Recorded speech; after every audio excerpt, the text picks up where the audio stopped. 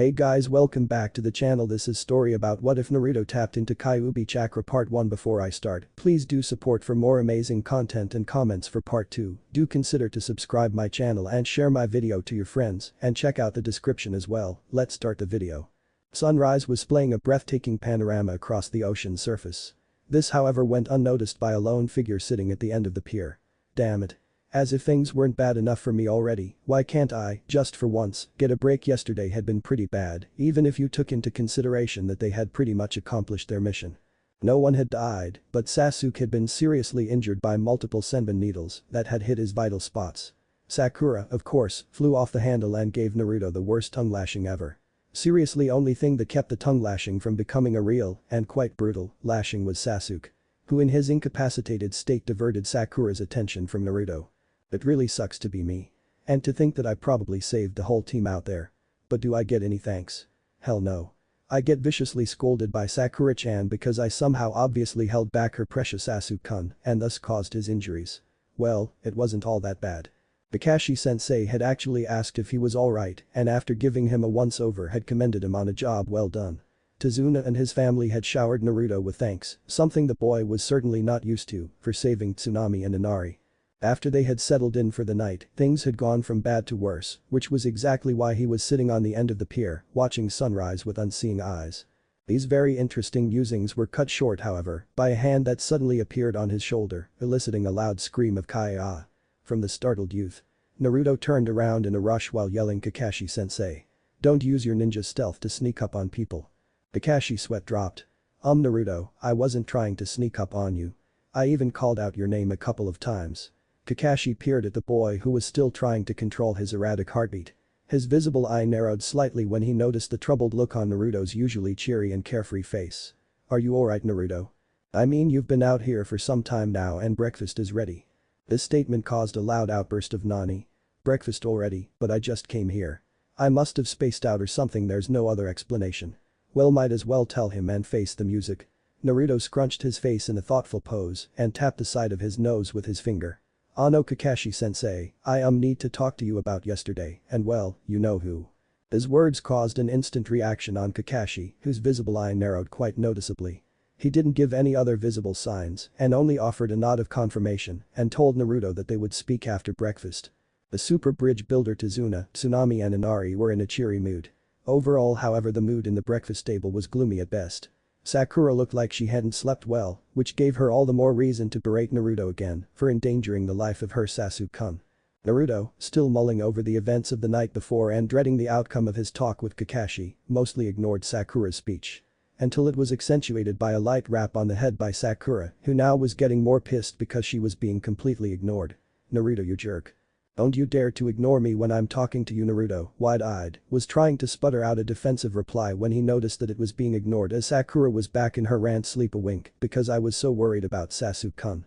Shrugging his shoulders, Naruto tuned her out and was again immersed in his own problems. Kakashi, the Jounin instructor of Team 7, was thoughtful as well. He was going over possibilities as to what exactly did Naruto want to talk about. Certainly Kyuubi wasn't loose or in control of the boy. Best possible explanation he could come up was the same thing, he wanted to talk to Naruto anyway.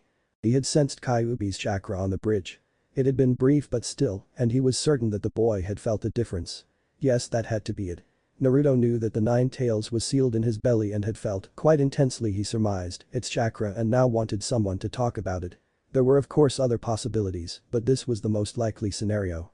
When breakfast was over, there was yet another explosion of temper tantrum when Sakura, who had been on a low boil, was informed that she was to guard Tazuna-san while he was working on the bridge. "Sasuke-kun is seriously hurt, so I need to stay here and look after him.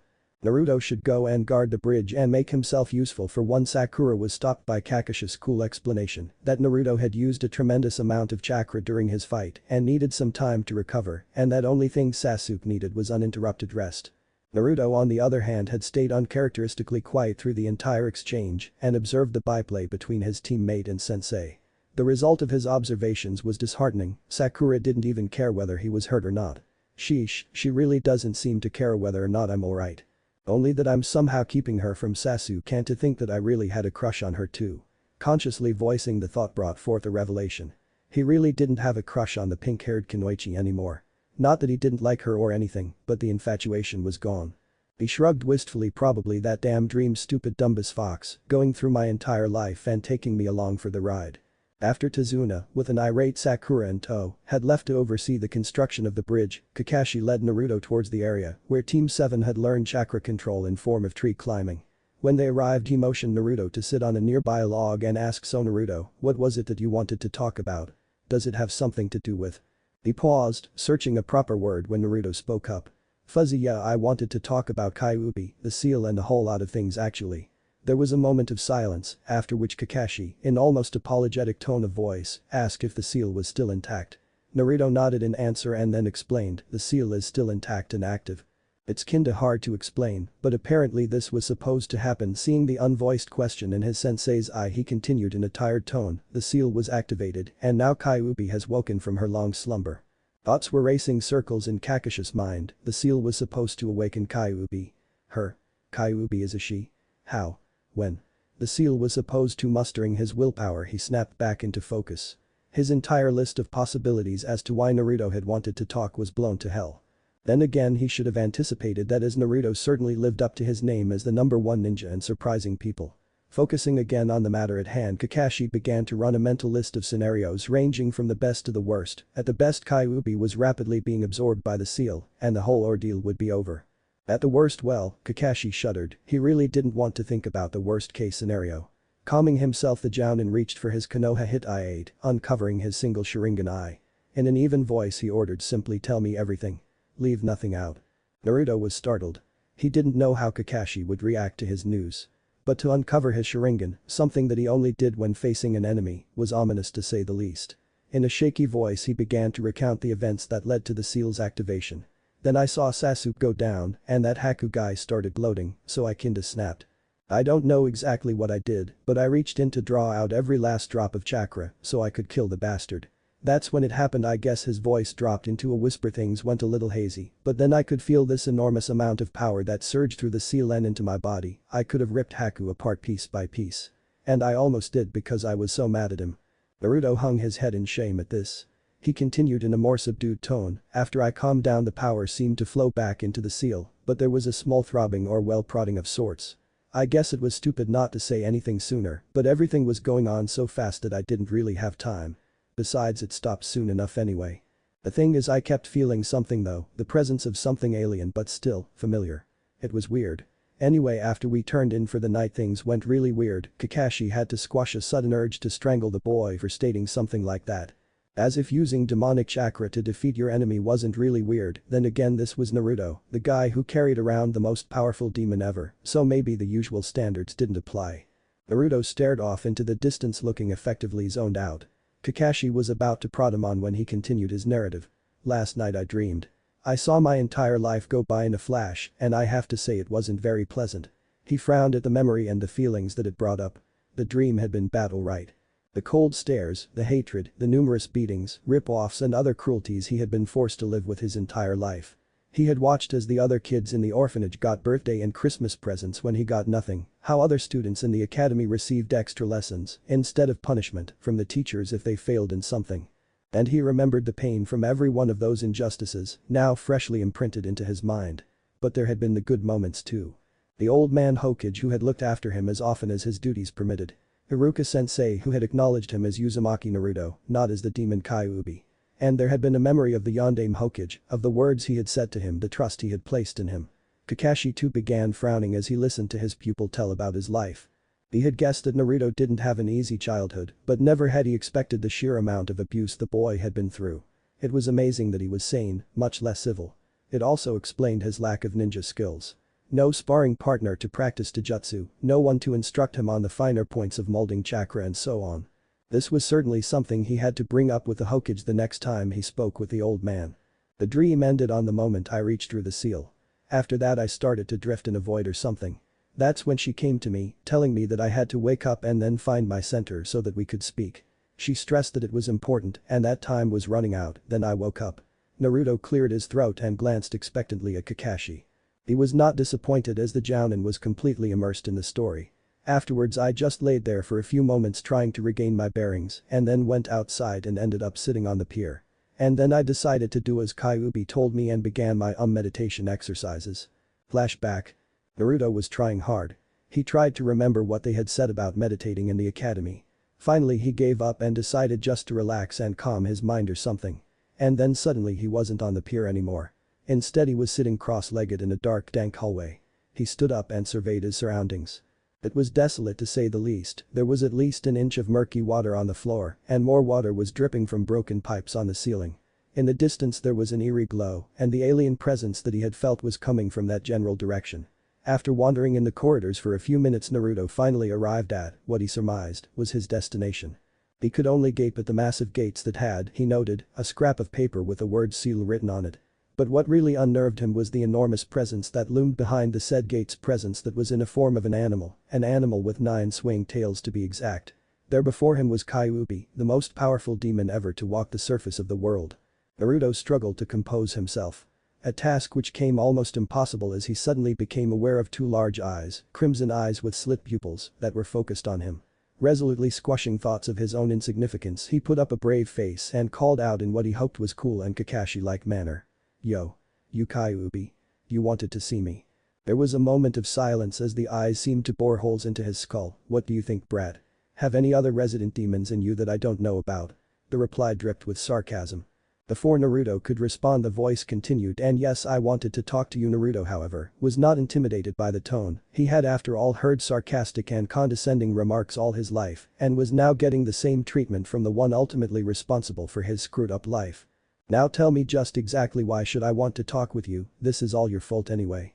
Kyuubi tried to interject, but Naruto was on a high gear and could not be stopped. "And just who the hell do you think you are, going through my memories like that, you bastard?" She blinked, then blinked again. This certainly had never happened before, never had she in her long years seen a mortal stand before her like this, screaming bloody murder and demanding answers. Usually most mortals began to quiver when they faced even lesser demons, let alone one of the Biju. And here the brat stood, angry, his initial fear forgotten. Granted, the brat carried within him the strongest of the demons and had during her slumber absorbed some of her power, but still the kidling shows promise. He's had a hard life, but still he's loyal to those bastards. "If it was up to me, I'd devour them in a heartbeat. Now how do I stop this irritating rant?" Kyuubi drew in air and then let loose a deafening roar. A roar that effectively cut of Naruto's list of profane names for the demon and actually sent him lying on his back in the inch-deep water. Kyuubi roared again, this time with less force, bringing the dazed boy out of his shock. "Now you listen to Kit, we don't have much time and you can berate me all you want after you get your facts straight. But right now we have business to attend to." Having Naruto's undivided attention, she proceeded to explain the inner workings of the seal to the bewildered boy. After about 15 minutes of explaining, arguing and yet more explaining, they had reached an understanding. "So basically you can't do jack about it then? The seal is now active and is draining you. You want revenge against the people who summoned you to this plane and attempted to possess your powers, then set you against Konoha where you were sealed in me. And in return for this revenge you surrender more of your body to the seal and tweak my body a bit, give me lessons, and all that stuff." Naruto glared at the demon. "And you say that you could actually just do this tweaking anyway, so I really don't have a say in it, but you chose to warn me because you thought it was nice." Heartwarming concern coming from a demon. Kyuubi growled at the boy and slammed her claws against the gate. "I tell you, brat, it wasn't my choice to attack your Konoha. I actually considered Konoha to be one of the more decent ninja villages around. But as it is, I chose to warn you beforehand, so you may warn that sensei of yours so we, and I mean we as in you and me, won't get killed before you have time to explain it all to him. You see, Kit, you die equals I die. And I definitely don't want to die just yet. Besides, you aren't completely human anymore, not with the seal transferring my power to you when I lay in my slumber, so consider this as the next step. Besides, there are some cool things you can do with a little help." Then there was a strange sound emanating from the cage. A sound that Naruto suddenly recognized as giggling. The fearsome and omnipotent Kyuubi no Kitsune was giggling. The blonde ninja sweat dropped. "Amano, are you giggling?" The large eyes blinked at this, then a vicious smile accentuated by a row of gleaming white teeth came visible. "Yes, I was simply anticipating the fear those ignorant peasants that have mistreated you all your life will feel when they find out that you have the Queen of Foxes backing you up." Naruto began to tremble visibly. "The Queen of Foxes, that would imply that you are a girl." The question was answered by another set of giggles and growl. Then there was a poof in the cage and suddenly by the gate stood a female, humanoid but not quite human. Naruto noticed several things at once. A. She had fox ears on top of her head, which he noted was covered with red hair. B. She had quite a voluptuous figure that was simply oozing seductiveness and well sex. See, she was quite naked. He felt something warm trickling down his face now that has never happened before. Oh no, am I turning into a pervert like all the other adults? His nosebleed, as slight as it was, and his frantic expression didn't go unnoticed by Kyuubi, who poofed back into her original form. Once again baring her fangs, she inquired in a seductive tone, "That answer your question, him? And don't worry, even though you are quite amazing a specimen, I wouldn't, even if it was possible, try to seduce you. It would be too much like masturbation. But now get out of here and go find that sensei of yours." At the dismissal, Naruto suddenly found himself sitting at the pier and noticed to his amazement that it was dawn already. He began once more ponder about the events of the night and the problems of his life in general. Also, he did on occasion wonder what that masturbation thing that Kyuubi had mentioned was. Then flashback. Kakashi stared, he simply stared. Here he was listening to what could only be described as a product of an active imagination, with the exception that it wasn't. He shook his head to clear his thoughts. Now Naruto, what exactly is Kyuubi going to do to you? Naruto scratched the back of his head. Well, she said that she'd let the seal to take some of her essence and transfer it into me, specifically in the eyes, ears and nose. She also said that she'd put some of her power into me in general, increasing my physical abilities, something that I already have experience in. She also said that there might be some visible changes, especially in the eyes, which I understand should become slitted.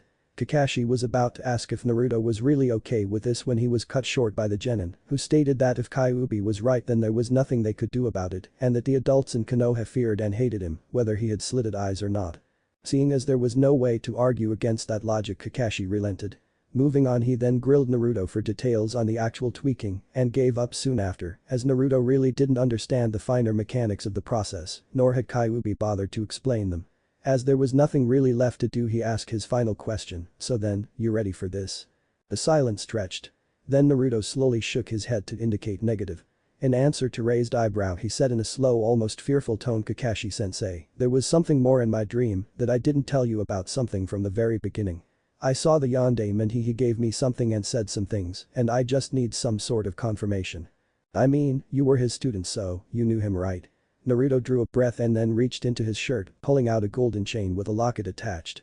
Kakashi's reaction to the sight was immediate. He inhaled sharply, then promptly fell to his butt.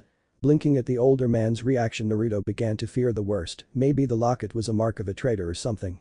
Kakashi was, however, fixated on the locket dangling from Naruto's hand. He then quickly reached into his own shirt and produced a similar locket.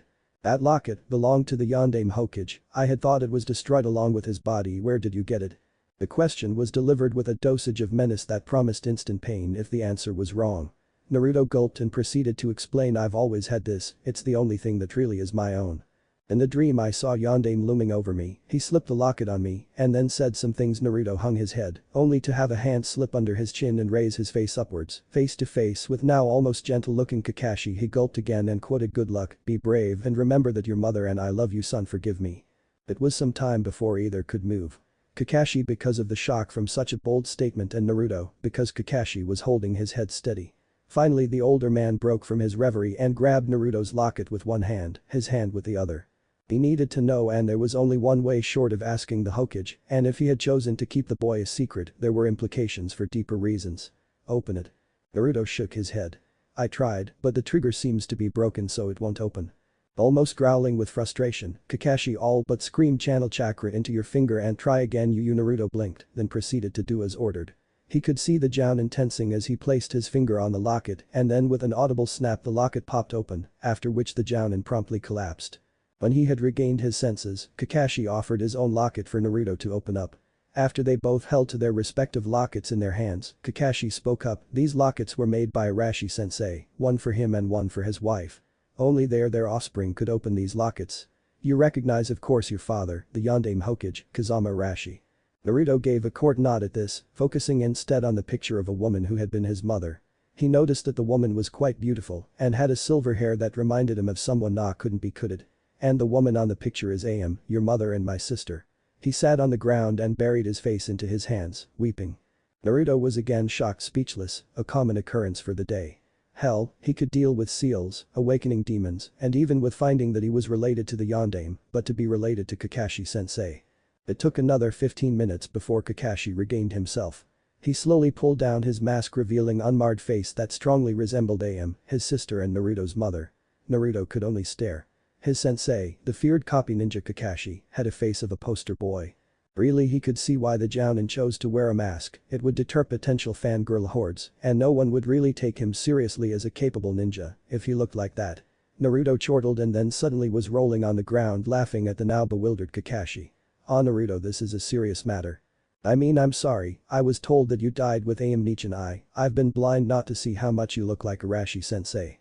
Seeing that Naruto was still out of it, he placed a light kick on the boy's side, effectively snapping him out of his fit of laughter. "Hey you, I'm trying to apologize here." There was a dumbfounded look in the boy's eyes, which was suddenly replaced by understanding as the pieces fell into place. "If you feel sorry for me then save it. I don't need your pity. And if you didn't know who I was then you didn't. Only thing I really want to know is, would you have taken me in had you known?" Naruto spoke the last part clearly and with an even voice, while observing the Jounin carefully. There was a plethora of emotions that played across Kakashi's face, settling finally to a mask of determination. He didn't reply, but decided to kneel in front of the boy and hold him by the shoulders. Without a word he simply nodded. This gesture was returned in kind by Naruto, who flashed him a real smile, not the usual happy-go-lucky smile that he showed the world, but a real one that indicated true happiness. He had after all found family. In the ninja world, especially during missions, moments of happiness were a rare commodity. Naruto was reminded of this by a sudden pulsating feeling from his stomach. He quickly composed himself and shook Kakashi from his reverie as well. "Kakashi-sensei, I think it's starting soon. Kyuubi said that my eyes and ears might be a little sensitive after she's done with me, so she said that I should be placed into a dark and quiet place after I pass out from the exhaustion. I have a pair of sunglasses in my backpack, so if you could put them next to me or something when you leave me, it would be nice." Kakashi was going to inquire more about the passing out from exhaustion part which Naruto had neglected to mention before, but all inquiries were cut short when Naruto suddenly cried in pain and keeled over. It was not a nice thing to watch, even for someone who had seen the horrors of a war between ninja villages or the destruction wrought by Kyuubi. Naruto curled into a fetal position while whimpering in pain. Soon enough the whimpers turned into moans and then into blood-curdling screams that echoed through the forest. Finally, after what seemed like hours, Naruto went limp and passed into blissful unconsciousness. Shaking his head wistfully, Kakashi picked the unconscious boy on his arms and headed back towards their temporary home. Naruto was hovering on the edge of consciousness. He was becoming aware of the multitude of sounds and smells that assailed his ears and nose. As he was about to open his eyes, he remembered Kyuubi's warning about the sensitivity of his new eyes. Suddenly he snapped awake, keeping his eyes shut and almost yelping in amazement from the multitude of things he could sense. He could clearly hear Sasuke breathing a few meters away, smell his breath. Concentrating, he began to go through the sensations. He noticed that he could focus on sounds. He could hear Tsunami cooking downstairs. His own heartbeat and the heartbeat of Sasuke and, quite surprisingly, Inari, who was stationed outside the door, probably guarding the room where his hero was resting. The smells were no less interesting, though very much less appealing. He himself, and Sasuke was happy to note, reeked of sweat and dirt. The room, which to casual eye seemed clean, was actually anything but.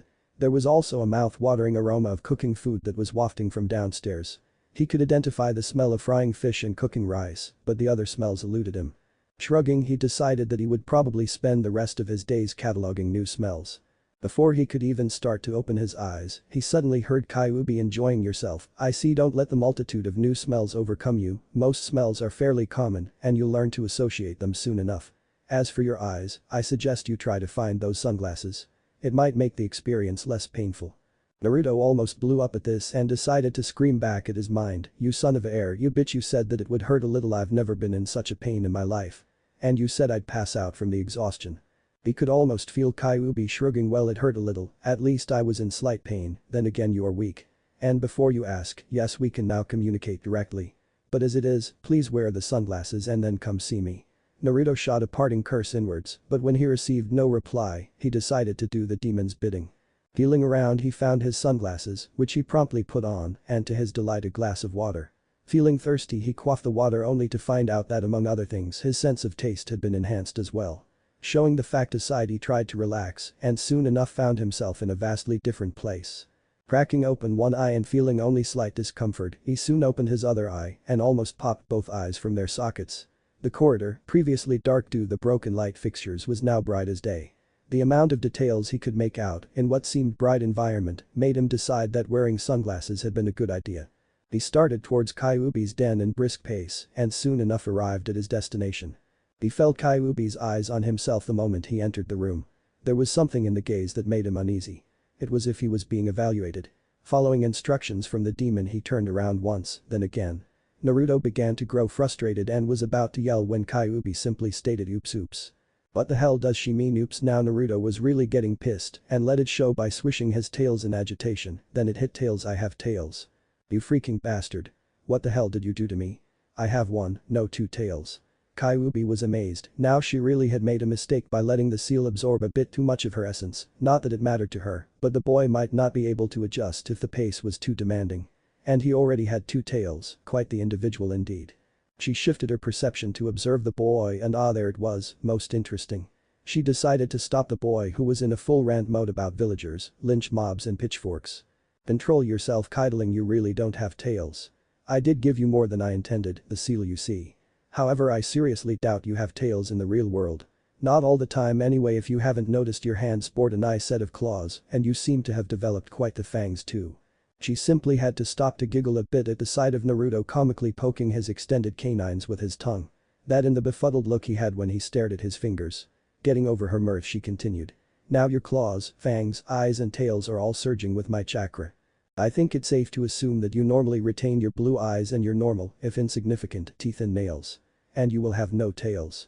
However, should you tap into my chakra or channel your own chakra into those body parts, you would manifest them as you have now. As it is, I'm most curious about your eyes. You certainly should try channeling chakra into them when you have the chance. I would think it possible that you might exhibit some abilities normally associated with more advanced bloodline limits, which by the way are remnants of demonic heritage. Now get out of here and go get something to eat. Having smelled those foods after a 14-year beauty sleep has made me ravenous. At this, Naruto stuck out his tongue at the demon. Ha ha ha, the joke's on you then. I can eat but you can't write. The last part was added in a more hesitant tone caused by a widening and quite to the grin. I can now touch the world just like you can. Maybe I can't do anything aside from watching, but still I see, smell and hear what you do, and I taste what you taste. You eat and I get nourished and so forth. The seal works both ways, you know. On that note, well, I think ramen is tasty and everything. You really should expand your menu. It's not healthy. If it wasn't for me, you'd be suffering from various ailments due malnutrition. And again, before you ask, yes, you can keep on eating ramen only, but it will seriously affect your physique, like say your growth. So if you want to stay midget. Naruto was quick to screw his eyes shut when he was forcibly ejected from his own mind and back into the world of the living. Hastily he grabbed his own backside and let out a silent prayer when he found no trace of tails sticking out of his behind. Feeling his fingers, he also deducted that his nails had reverted back to normal as per Kyuubi's prediction. Now all he had left was to do the hard part. Ever so slowly he cracked open his eyes, flinching at the dazzling brightness despite his sunglasses. Slowly letting his eyes adjust, he opened them more until finally he was able to look about without feeling a stabbing pain. Damn, she was right about the sensitivity. I wonder how I look though, and what was that about developing traits similar to bloodline limits? It would be cool to have something like the Sharingan eyes. It would the very least piss of Sasuke team. Standing up, he decided to go downstairs to the bathroom to find a mirror. Opening the door caused a new set of problems, however. Inari, upon seeing his new hero emerging from the room, promptly leaped up and started to question him in what, to Naruto, seemed like a deafening voice. After he had managed to get over the initial pain and had quieted Inari down, an easy task of actually asking him to talk in whispers and then instructing him to go tell Tsunami the same thing, he headed for the bathroom. Once there, he shut his eyes, removed his sunglasses and slowly began the process of eye-opening again. After about 5 minutes, he finally managed to open his eyes and actually see enough to make out his own mirror image. Staring at him from the mirror was, well, him, Naruto. A Naruto with blue eyes, but instead of the usual, this one had slit pupils in those cerulean eyes he was so proud of. They had reminded him of the Yondaime after all. Also, the whisker marks that he had were now a bit thicker. Now for the real test, yelling back in his mind, he managed to coax a few tips out from Kyuubi, who quite frankly considered this something that absolutely could wait until after the meal at least. Naruto then proceeded as per the instructions to channel some chakra into his eyes, and to his amazement, the eyes turned crimson. They also felt different, something which Kyuubi said confirmed that they had some special effect. She also suggested that Naruto should keep his eyes activated during training and in any unusual situation until such a time when he found out exactly what their speciality was. Feeling pleased with himself, Naruto donned his sunglasses and headed downstairs only to find everyone else, with the exception of Sasuke, there. He glanced about, everyone was staring at him, Kazama Naruto, son of the Yondaime. Not that anyone knew about it, but apparently Inari had made a number on how they were supposed to be quiet lest they hurt his ears. Deciding to make a Naruto-style entrance, he promptly channeled chakra into his teeth, making them grow into intimidating fangs, and then flashed his trademark grin, eliciting a chorus of gasps from his loving audience. Sakura, being herself, forgot to be quiet and yelled out for an explanation. Suddenly Naruto was feeling all hot and uncomfortable.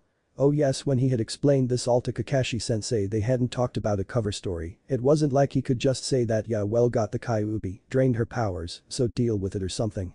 Grasping straws, he suddenly came up with a great idea. Being a notorious prankster had taught him how to make excuses after all. Ah, please keep it down, you are hurting my ears. You see, yesterday's events on the bridge caused me to activate a bloodline limit. Just like Sasuke, except my speciality seems to be enhanced senses all around. Kakashi was quite pleased. Naruto had come up with a plausible explanation for his new look, the eyes and well the ears too, as they had become a bit more pointed, or so it seemed. There was something more in his posture that he noticed. The way Naruto carried himself, there was much raw untapped potential there, much more than there had been previously. Also, the eyes offered a good excuse for him to spend some training time with Naruto the next day. He had actually been surprised that it was Sakura who asked if she was to guard Tazuna the next day, just to give Naruto a chance to get more used to his bloodline limit. All in all, he was quite surprised in Sakura's positive reaction. She had been ready to eat Naruto alive earlier, but now seemed to be back to usual. He sighed. It had been a long day, and tomorrow would be another one. Good thing it would take another 2 weeks or so to get the bridge completed. He still needed to formulate his report to the Hokage and make some plan to stop the villagers from lynching his newfound nephew. Maybe he should teach him the Chidori that would make them think twice. Or maybe he should track down Jiraiya and make him teach the kid the Rasengan. The Jiraiya option sounded pretty good. He needed the newest itch of paradise anyway. But that final thought had Kakashi fell into a dreamless sleep. He was uneasy, there was an ominous feel to the air. Swishing his 9 tails in agitation, the mighty Kitsune decided to go for a walk. Then there was sudden feel of vertigo when a vortex of violent energy was formed, sucking the demon towards its gaping maw. He tried to fight, bringing forth all the power he had gathered during the long years of his life, but to no avail. When the vortex finally died down, the great beast noticed that he was no longer on his native plane. Instead, the place felt as if it was part of the human world. Growling in frustration, the demon took notice of a considerably strong sealing circle, a circle that would contain one such as him for a few moments. Most curious to summon me here against my will and try to trap me with such trifles. What are these humans hoping to accomplish? As bloodlust began to rise, the humans had to be punished for this indignity. Glancing about, he took note of the humans who were positioned around the circle. Roaring in rage, the demon gathered chakra into his tails and slammed them against the irritating circle that was between him and his prey. The humans, he noted, were in a flurry of activity, trying desperately to complete series of hand seals for some unknown purpose. He would have none of that, baring his impressive fangs he roared again, this time in wicked glee, as he felt the circle begin to give away. Incidentally, the humans seemed to notice this too, as their concentration began to break. The smell of fear was thick in the air. Then the circle gave away with a boom of finality, and the demon gathered his tails in preparation for a strike that would destroy these fools in an instant. That was when the jutsu hit. Pain, white hot blinding pain. Trying to rally his mental defenses against the onslaught of agony, he began to falter. Feeling defenses crumbling around him, he sought out what he surmised was his tormentor. And there was a man with a pale face, black hair and yellow eyes, and a hit sporting a leaf symbol. Konoha, why would they?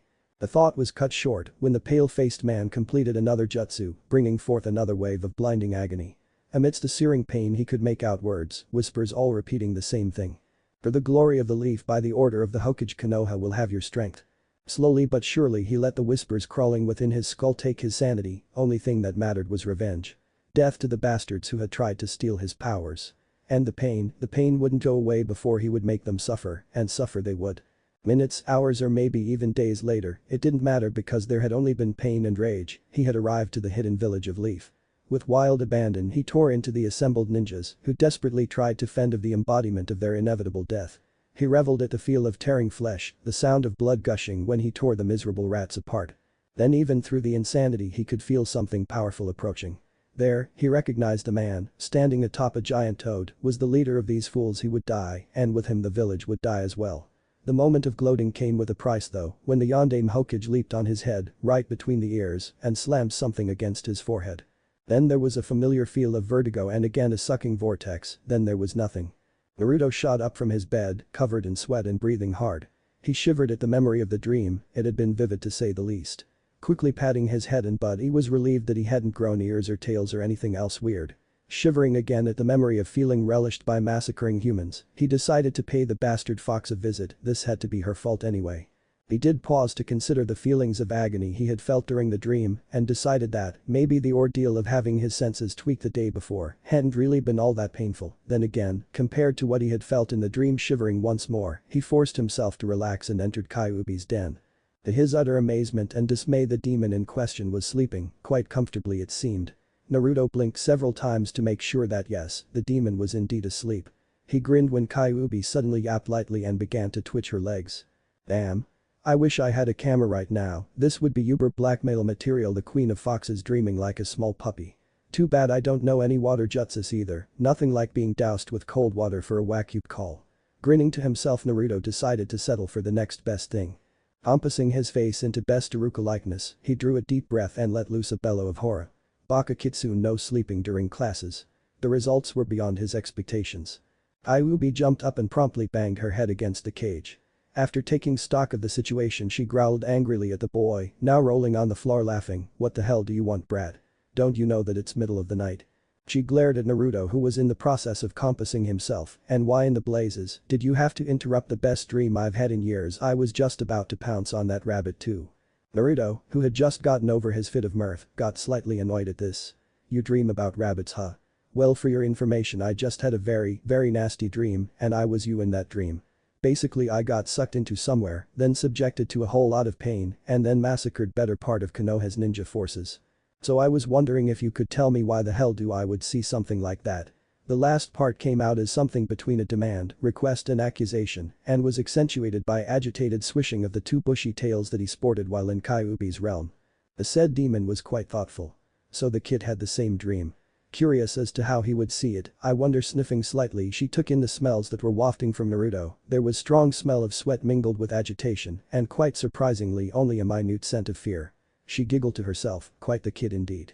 That was how I remember it happening, I had the same dream. But tell me, did you have any other fox-like dreams? When Naruto indicated negative, she pondered for a moment before explaining. I told you that it wasn't my conscious choice to attack Konoha.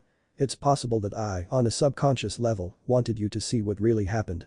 You see, kid, I need to gain your trust, and subconsciousness is something that even great demons such as I can't quite control.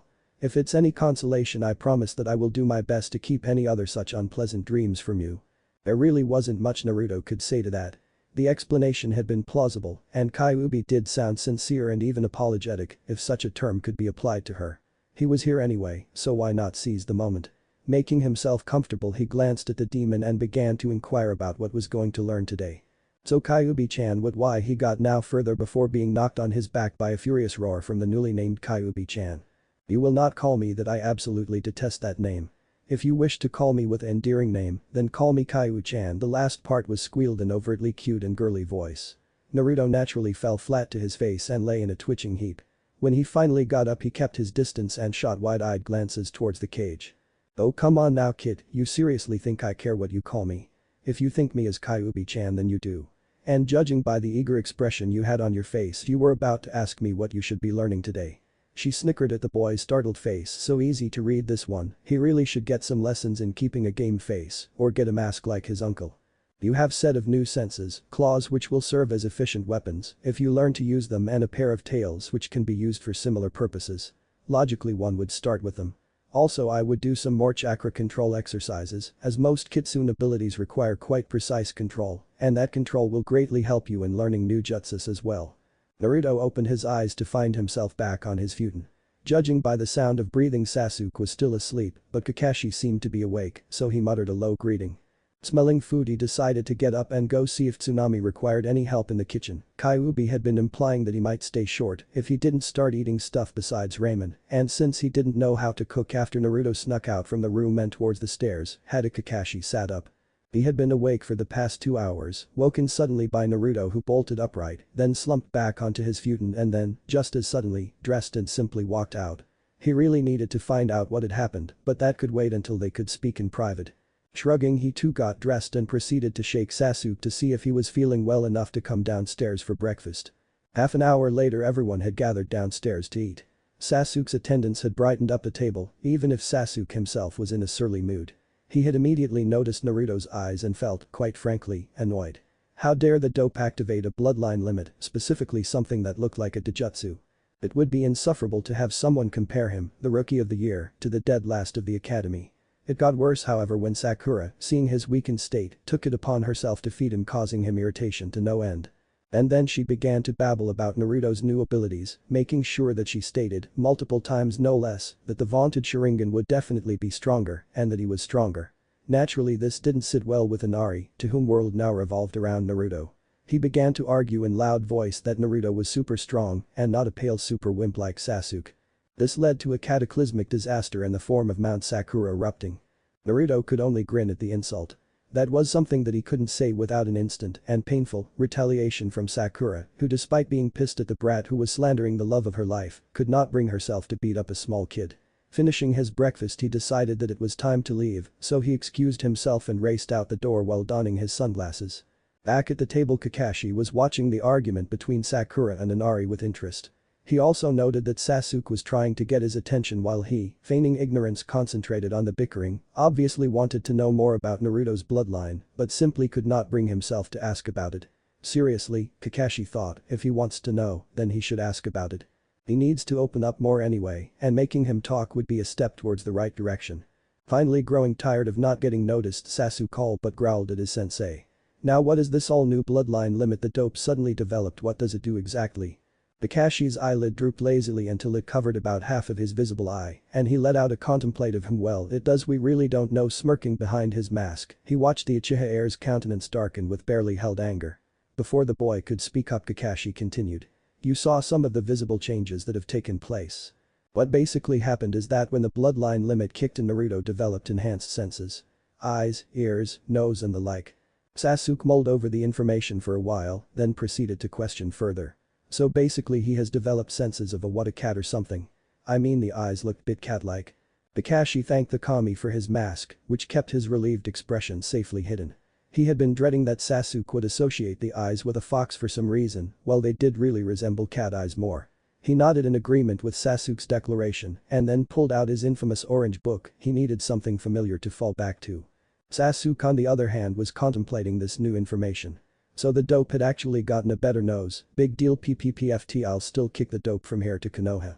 It's not like he's going to get stronger from smelling things. With this final though, which brought out a self-satisfied smirk, Sasuke decided that he still needed to rest a few days. Several hours later Kakashi came to the clearing where Naruto was practicing. He noted several things at once. There was a broken tree that looked as if it had been hit extremely hard, and that there was another tree with a Naruto-shaped dent in it a good 20 yards away from the first tree. More interesting were the facts that Naruto was sporting quite menacing claws and bit disquieting crimson eyes. Also there was an eerie shimmering or distortion that moved in the air behind the boy. Clearing his throat he brought the blonde's attention to himself. He only raised an eyebrow when the claws, fangs and the distortion disappeared and the eyes turned back into blue. With curiosity barely held back he sat on a rock and asked. So Naruto, how's the new body coming along? Finally, now he had someone to brag about all the cool senses he'd gotten. Not to mention the chakra boost, and trembling with excitement, he proceeded to tell all he'd found out about himself so quickly that any listener would make out about quarter of the actual content. After a swift bonk to the head and a stern order to calm down and explain things slowly he began again. It was awesome when I came out from the house and entered the forest. There were so many sounds, the leaves rustling, birds chirping, running water and the like. And the smells, I have identified 9 different woodland animals already. The last bit was exclaimed in proud tone. Let's see, yeah, after I got the hang of being outdoors and actually could concentrate on my immediate surroundings without being overwhelmed by the sounds and smells, I started to experiment with my own body. The thing is, I got more than I bargained for. You saw the claws, fangs and eyes in my tails. Naruto's grin widened, matching the widening eye of his sensei. There was a moment of silence, after which Kakashi managed to utter in a strained tone, what tails? This question was quite unexpected. What, was he blind? Surely he had seen the neat-looking tails he manifested when tapping into Kyuubi's chakra or when he focused his own chakra into his rear. Doing just that, Naruto brought his newly formed tail to the fore. To his amazement there was no tail there, only a slight distortion in the air. Dumbfounded he grabbed a hold of the distortion and held on tight while listening to Kyuubi's amused explanation in his mind. It would seem that your tails are invisible to the normal eye, kid.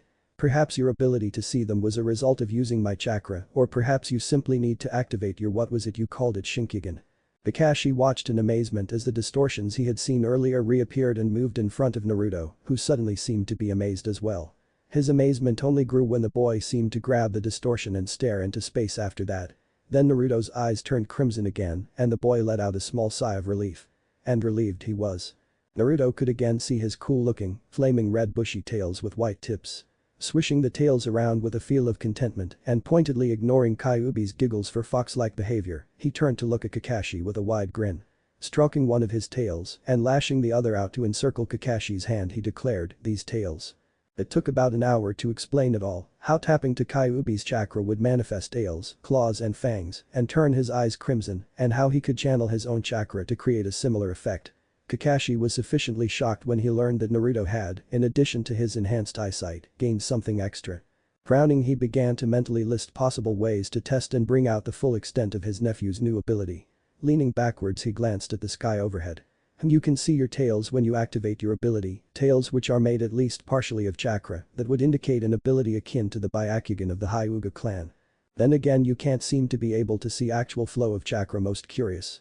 We should test if your eyes help you see through Jinjutsu or if they help you memorize jutsus. Nodding to himself, he continued to rattle of possible abilities, ignorant to the fact that Naruto was getting bored as he had already heard pretty much the same from Kyuubi.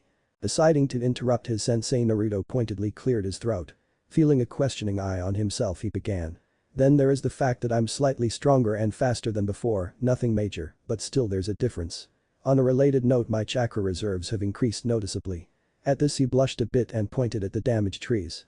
See, Kyuubi suggested that I keep working on my chakra control, as some of the kitsune abilities that I should be able to use require good control, so when I tried to climb the tree I actually gathered what I thought was sufficient chakra and tried to run up the tree, only to have the tree splinter and blow me across the clearing and into the other tree. He then walked at another tree and firmly planted his foot on it, then lifted his other foot and began to walk up the tree. He did waver a bit, but all in all it was quite the performance. As you can see, I think I got it right. Motioning for him to come down, Kakashi could only feel proud of his student. He had during the explanations taken note of the fact that Naruto's clothing seemed bit small for him.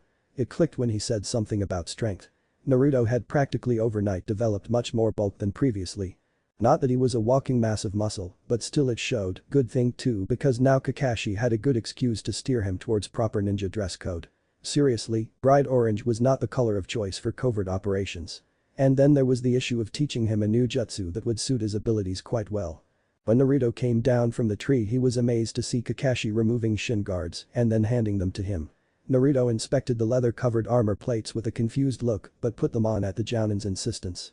After he had secured the pieces on his legs, he looked up and asked, "So what are these? Some ultra-powerful ninja equipment or something?" He could almost see a sadistic gleam in Kakashi's eye when he began a rapid series of hand seals. Finishing the seals, Kakashi began to examine the now quite startled genin. After Naruto had run around the clearing a few times as per orders, Kakashi frowned and began a new set of seals. Again he motioned Naruto to do a few laps around the clearing. His frown deepened, the boy looked barely winded. Time to up the ante, again hands blurred forming seals. This time to his relief, Naruto was moving sluggishly when ran around. After a few dozen push-ups, pull-ups and sit-ups, Naruto was barely able to draw breath. Smirking behind his mask, Kakashi proceeded to explain. "I take it that you have already noticed that moving is somewhat difficult. There are special seals engraved on the plating of those shin guards, seals made by your father, that is. I actually have his bracers that are identical to those, but they are back in Konoha, so in the meantime I'm lending you these. You should stick to your normal training regimen and take these off or cancel the effect only when you are bathing or sleeping or in a serious fight." He struck a teacher-like pose. Now most shinobi try to increase their strength, stamina and speed by wearing weights, weighted clothing or carrying around extra equipment. This is all well and good, but consider yourself wearing a weighted suit on a mission. You need to wear the weights over a long period of time to gain most benefit from wearing them, and you are on missions about half of your time. If you get into trouble, there's no time to start removing any weight suits or the like. Thus Arashi-sensei created these small metal pieces that mimic the effects of a weight suit by Jinjutsu, and it only takes a word to dispel the effect. He really was a genius when it came to crafting seals. Ending his lecture, he checked the position of the sun and decided that lunch would be ready soon. Flipping open a scroll pouch, he pulled out 2 scrolls and tossed them to Naruto, then turning around, started to walk out of the clearing. Just as he reached the forest's edge, he stopped and turned his head to look at the bewildered boy. "There are the seals required to change the intensity of the Jinjutsu. And a new jutsu for you, I think it will suit your new abilities quite well, I'm sure you are familiar with it as it is the Kirigakure no Jutsu.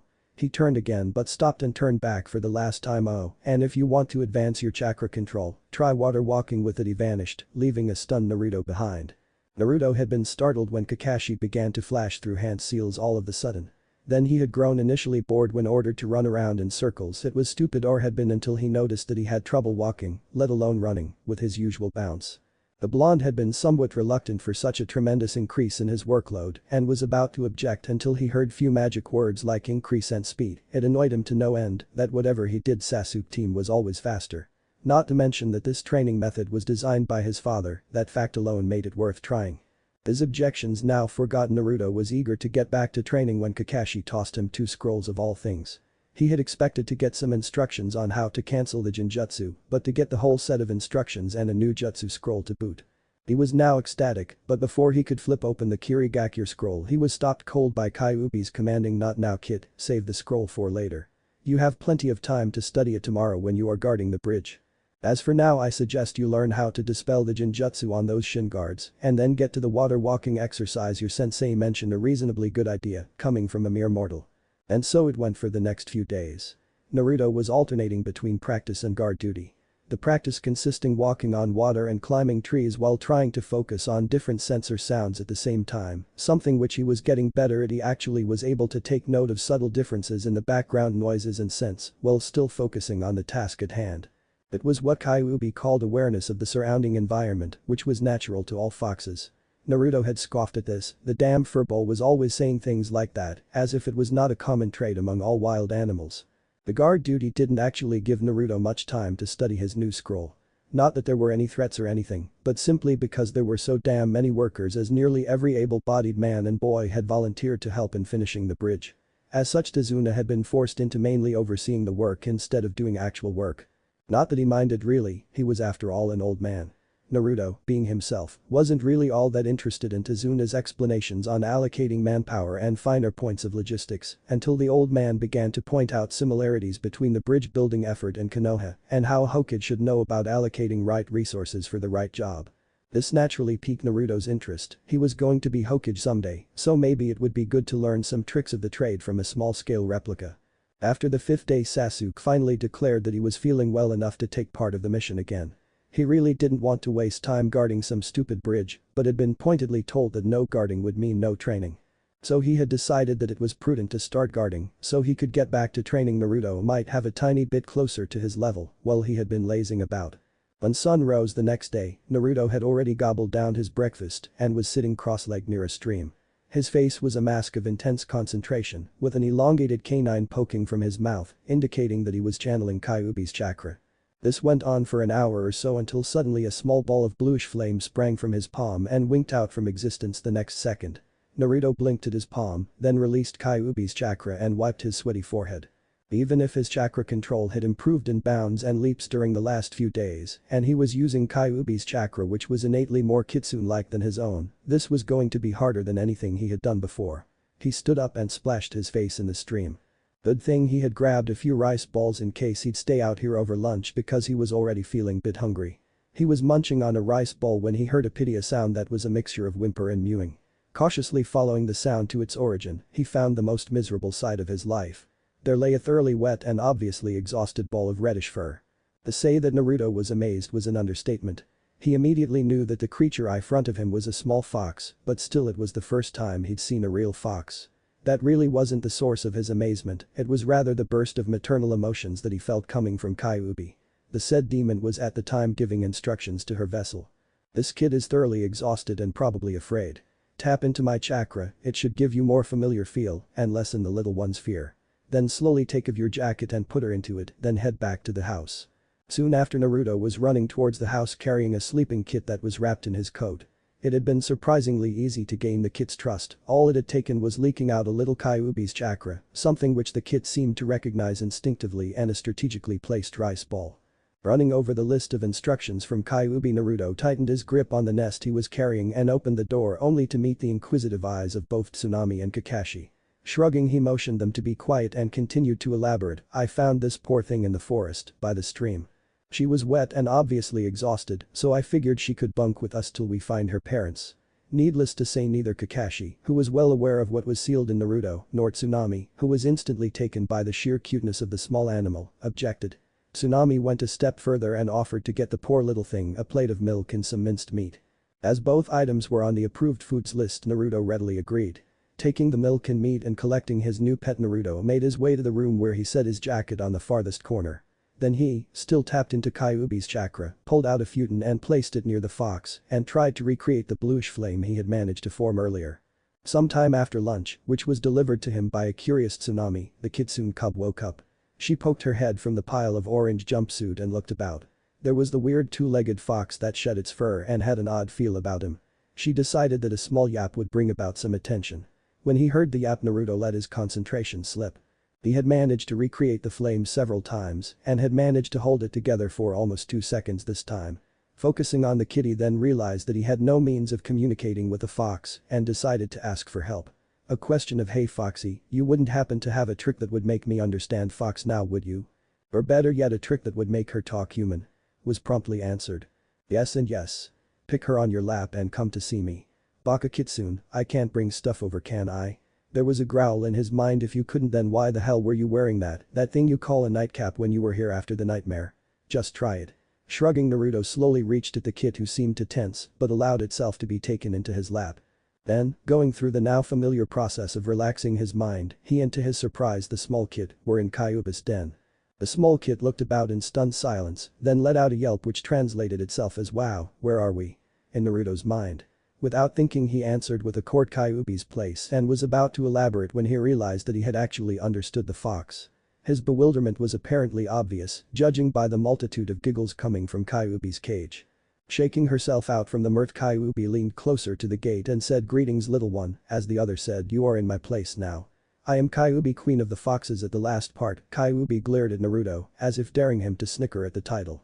The small kid was awed though. She was young, yes, barely 7 weeks of age, but still she had heard of Kyuubi. She had to wonder what had really happened. But that could wait. The revered Kyuubi was speaking again. "This Kiteling found and saved you, now he would help you find your parents after you have recovered. It might be easier if you would be able to communicate on the outside world as you can here, so I'm going to activate some of your heritance, something that happens to only a few and select kitsunes. This will help you to understand what he is saying and in time will give you the ability to speak the language of men." She then turned her gaze from the awestruck kid towards now cautious Naruto. "But the honeyed tone," she continued, "is for you. I'll surrender more of myself to the seal. Don't worry, I'll be careful this time and it will only hurt a bit." With that last and, at least to Naruto, rather worrisome statement, red chakra began to ooze through the gates, quickly enveloping both Naruto and the fox cub. Moments later, Naruto opened his eyes only to regret it instantly. The pain hadn't really been all that bad, but damn, what a headache. Feeling the pulsing pain diminish somewhat, he opened his eyes again and looked down only to meet a gaze of 2 golden brown eyes with slitted pupils. After a moment of mutual staring, Naruto decided to break the silence and ask, "So, did you really learn to speak, or was that old hag all talk?" Not really expecting an answer, he was surprised to see the kid opening her mouth and trying to voice something out. Then she tried again and again, but the words simply wouldn't form. Noticing the effort, Naruto asked incredulously, "You can actually understand what I say, but can't form the words to answer?" Seeing the kid bob her head, he whistled with appreciation. "So maybe I could understand you as well. Why don't you try yapping at me or something?" The little kitsune let out a long series of yaps, barks and growls which loosely translated as, "Who are you? Was that really Kyuubi-sama? Where am I? And you smell funny." Sighing at the kid, Naruto proceeded to explain at length. By the time he had finished, Akai-chan, as the kid was named by her parents, was resting comfortably in a baby carrier that circled Naruto's shoulders and hung against his chest. The baby carrier had been provided by Tsunami, who on her way to get the dishes had spent a good 15 minutes petting the ecstatic kid. At Kyuubi's suggestion, Naruto had stressed the importance of not trying to speak human when there were others near, not that Akai really could do much more than mouth the beginning of the word Naruto in a rather comical way. It was okay to yelp at Naruto, who could then relay the message as a gut feeling or something. The new addition to Team 7 was received in overall good spirit. Sakura naturally was no better than Tsunami and instantly fell in love with the adorable little ball of red fluff. She actually didn't want to let go of the kid until she started to yap at Naruto to come and rescue her. It was time to eat after all. Sasuke coldly dismissed Akai as an annoying rodent that Naruto should keep away from him. And then there was Kakashi, who simply rose his eyebrow and decided that explanations could wait for the next day. That didn't keep him from petting the little animal tentatively or from realizing that he really wasn't all that surprised to see a small fox dangling from Naruto's shirt, not really after all that had happened in the past week. The next day Naruto and Akai, who was hitching a ride in the baby carrier, set out on a brisk pace. Following the stream they came soon enough to the place which Akai recognized. Tapping into Kyuubi's chakra, Naruto began to follow the scent of fox that was permeating the area. Not much later a family of 6 foxes came to view, causing Akai to struggle out from the baby carrier. The adult foxes, after doing a hasty check on Akai, continued to stare at Naruto, who was quite unsure what to do. He was about to ask when the male fox suddenly whirled and vanished into what seemed to be a passage in their den. Naruto only smiled at Akai, who was giving an embellished version of her adventures to now obviously jealous littermates. He was just about to ask Akai about her father when the said male returned, followed by an aged, almost silver-colored fox. Naruto instantly recognized the newcomer as important one when the cubs stopped their play and quieted down. The elderly fox then slowly and deliberately stepped in front of the boy and bowed respectfully. "How may we thank you for saving one of our own, mistress?" it asked in a clear voice. Naruto, after picking his jaw from the ground, proceeded, much to Kyuubi's amusement, vehemently deny being a mistress of any kind. He then began to explain the whole set of events that had led to him meeting Akai and so on. The story, which was translated into fox by proudly grinning Akai, kept the entire fox family captivated. While the adults were still digesting the story, the cubs led by Akai pounced on the hapless Naruto, who soon fell laughing under the onslaught. After a while the cubs calmed down and Naruto began to think of leaving. He had grown fond of the small kid, but still, this was her family. He thanked the old fox and was about to bid his farewell to Akai, only to find the kid safely tucked in her baby carrier. He petted the small animal and in a sad tone, said, "Look Akai-chan, this is your home, your family." He was going to continue to explain about the prejudice and hatred he faced in Konoha and reasons as to why she couldn't possibly come with him when the old fox, and to his surprise Kyuubi, interrupted. "She has made her choice, kid, it's now up to you if you will take her with you. There will be responsibilities of a pack leader and to an extent older brother." Naruto looked from the Kitsune family, who were staring at him expectantly, to the small adorable eyes that belonged to his self-proclaimed sister. "Oh, what the hell, I got over the shock of having Kakashi as an uncle, so I guess I can take having a Kitsune Nichin." Reaching to scratch Akai between the ears he said, "Guess you and me are going to stick together then." After a series of long goodbyes and earful of good advice to both, Naruto and Akai began their trek back home. They were, however, only halfway when Kyuubi presented yet another ideal training mission. Kakashi was intrigued to say the least. He had grown bored soon after giving Sakura her training objectives for the day and had decided to check up on Naruto. After an hour of futile searching he had decided to find a comfortable tree branch and had begun leafing through Icha Paradise Bowl. Still he found it difficult to concentrate on the, normally very captivating, content of his favorite book series. The fact was that Naruto, and Kyuubi for that matter, had gone to find the family of a fox cub that had very conveniently appeared. There was always a possibility of a deception, something that kitsunes, who were notorious tricksters, were more than capable of pulling off. After deciding that he should renew his search for the boy, he had summoned one of his nin dogs and ordered him to track Naruto's scent and had been following the dog when he came face to face with the scene in front of him. Naruto, while in good mood, was still trying to figure how the hell he was going to explain Kakashi the fact that he now had a fox as a sister and pack mate. Shrugging inwardly he took note of Akai, who was happily chasing a butterfly, and moved the deer carcass that he was carrying on better position. Both he and Akai came to halt almost simultaneously when they all but stumbled on a very interested looking Kakashi. Smiling bit sheepishly, Naruto shifted the deer on his shoulders again. "Ah, Kakashi-sensei, there's really a very good explanation for this." And so the days went by. Team 7 had now split their shifts into one day of guarding, one of training and one of resting. For Sasuke this meant that he was on the bridge one day, then trained one day and did his best to avoid Sakura the other. For Sakura, it was guard duty, little training and fawning over Sasuke. And for Naruto, it was really guarding and learning from Tazuna one day, training chakra control, and trying to get his fox fire to last more than a few moments and teaching Akai, combined with a healthy amount of playing, the other days. Kakashi simply sneaked about, watching as Naruto honed his stealth skill by hunting wild animals for Tsunami to cook, watching Sasuke try to evade the lovesick Sakura, and well doing what he usually did when he had too much time on his hands, reading his beloved orange book. After a few weeks the bridge was finished, and so was the first serious mission of Gen and Team 7. For Naruto it had been busy time. He had found out that the malicious demon Kyuubi wasn't actually all that bad for a demon anyway, had found out who his parents were, and had found a relative. Heck, he had even adopted a sister. Now they were heading home, leaving behind the newly named Great Naruto Bridge. Naruto's backpack was bulging with gifts, now they given to him, but were actually for Akai-chan. He had an assortment of chew toys, a food and water bowl, few balls and a plethora of toys in general. Akai-chan had certainly wormed her way into everyone's heart, even the usually cold Sasuke had been seen petting the little kid on an occasion.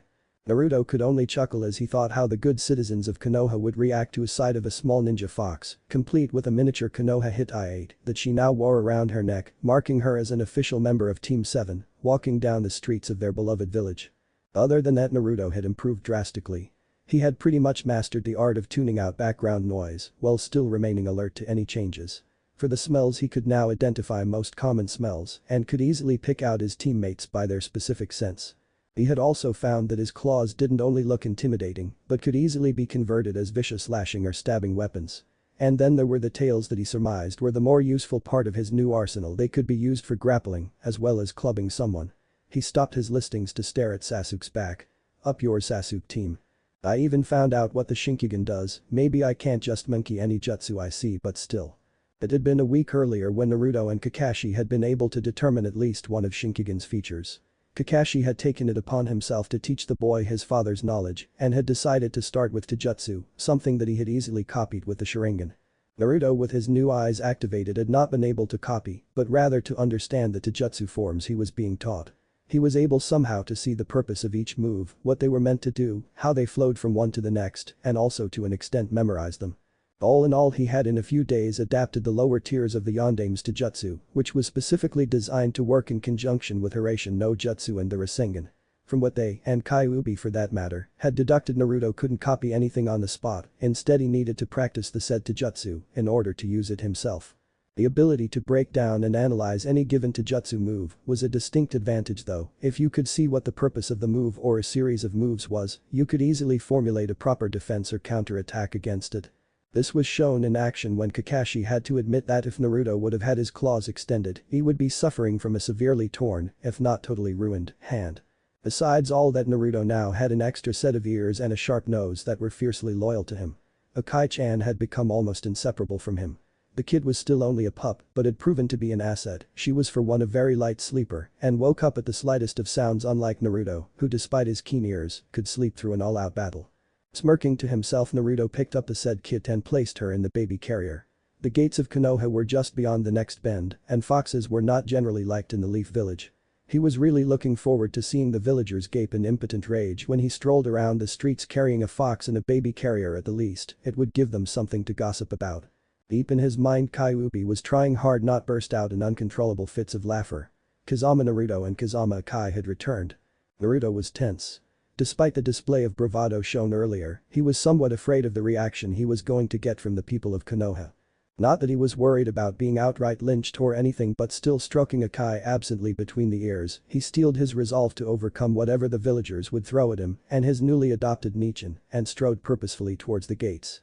When he got there, he noticed, to his relief, that he wasn't the only one who was feeling nervous. The two Anbu members who were assigned to guard the gate visibly tensed when they came face to face with a baby Kitsune and the Kyuubi's carrier. A meaningful glare from Kakashi held back any comments from the Anbu, who only motioned a court acknowledgement to the returning nins. As he had expected, the villagers immediately took note of Akai, who was curiously peeking about from her baby carrier, and began to whisper amongst themselves. Their reaction varied from fear to confusion and ultimately to anger. As they walked by, he could hear the whispers, "Evil fox, proves that he's a demon spawn," and the subsequent replies of SHH, "Remember the law." As the Team 7 made their way towards the Hokage Tower to turn in their mission report, Naruto had to fight back surges of anger. He really didn't care if the villagers slandered him, but to call him a demon spawn was an insult directed towards his parents. Calming himself, he concentrated on watching the reactions of the shinobi populace. To his confusion, he received hardly any evil glares. Instead, most of the shinobi who passed only tensed slightly when they took note of Akai or met the gaze from Naruto's slitted blue eyes. Others looked him with regret, alarm, or a mixture of both. Some even seemed sympathetic of all things. Kakashi, who had been tense and ready to defend his student if need be, began to relax as he noted the absence of hostility from Konoha shinobi. The villagers were really only a minor nuisance and posed little, if any, threat to anyone who was above the second year as an academy student, let alone a genin. He had to wonder though, what had caused such a drastic shift in their attitude. Certainly it wasn't his changed appearance or Akai-chan. After submitting their mission reports, Kakashi dismissed Sakura and Sasuke while ordering Naruto to stay behind on the pretense that he should personally inform the Hokage of his bloodline limit. Sasuke, who had activated his Sharingan, was also about to stay but was again dismissed by Kakashi, who stated that the Sharingan was a well-documented and thus really didn't need special attention. It went without saying that Sasuke was somewhat annoyed at Naruto hogging the spotlight, grumbling to himself he stalked out towards the Uchiha mansion. The clerk was feeling quite cooperative, especially after Naruto flashed him a fanged grin and narrowed his now crimson eyes when Kakashi requested a private meeting with Hokage. After only a few minutes of waiting they were shown in the Hokage's office. Moment of silence ensued, no one moved. Sandaime stared at Kakashi and Naruto, who stared back along with Akai, who was quickly growing bored at the silence. Deciding that it was prudent to show off, she jumped down from the carrier and padded deliberately across the floor towards the frozen old man. She stopped few yards in front the man and curiously tilted his head, then with great concentration, very carefully uttered "Konnichiwa Aji-san." Strutting proudly she whirled around and scampered back into the baby carrier. The now properly greeted old man pinched himself under his robes.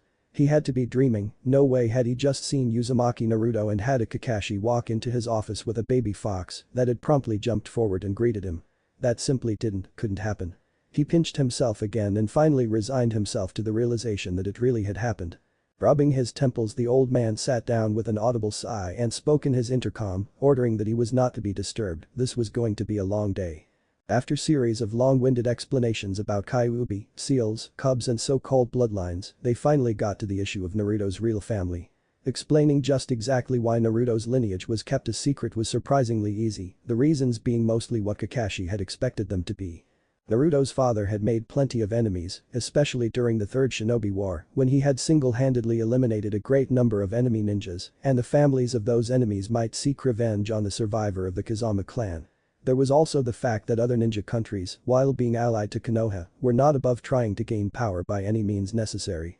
If they were to learn that Yondaime, who was considered to have been a genius, had a son who incidentally also held the Kyuubi sealed within him, the temptation for gaining such a powerful tool could be overwhelming.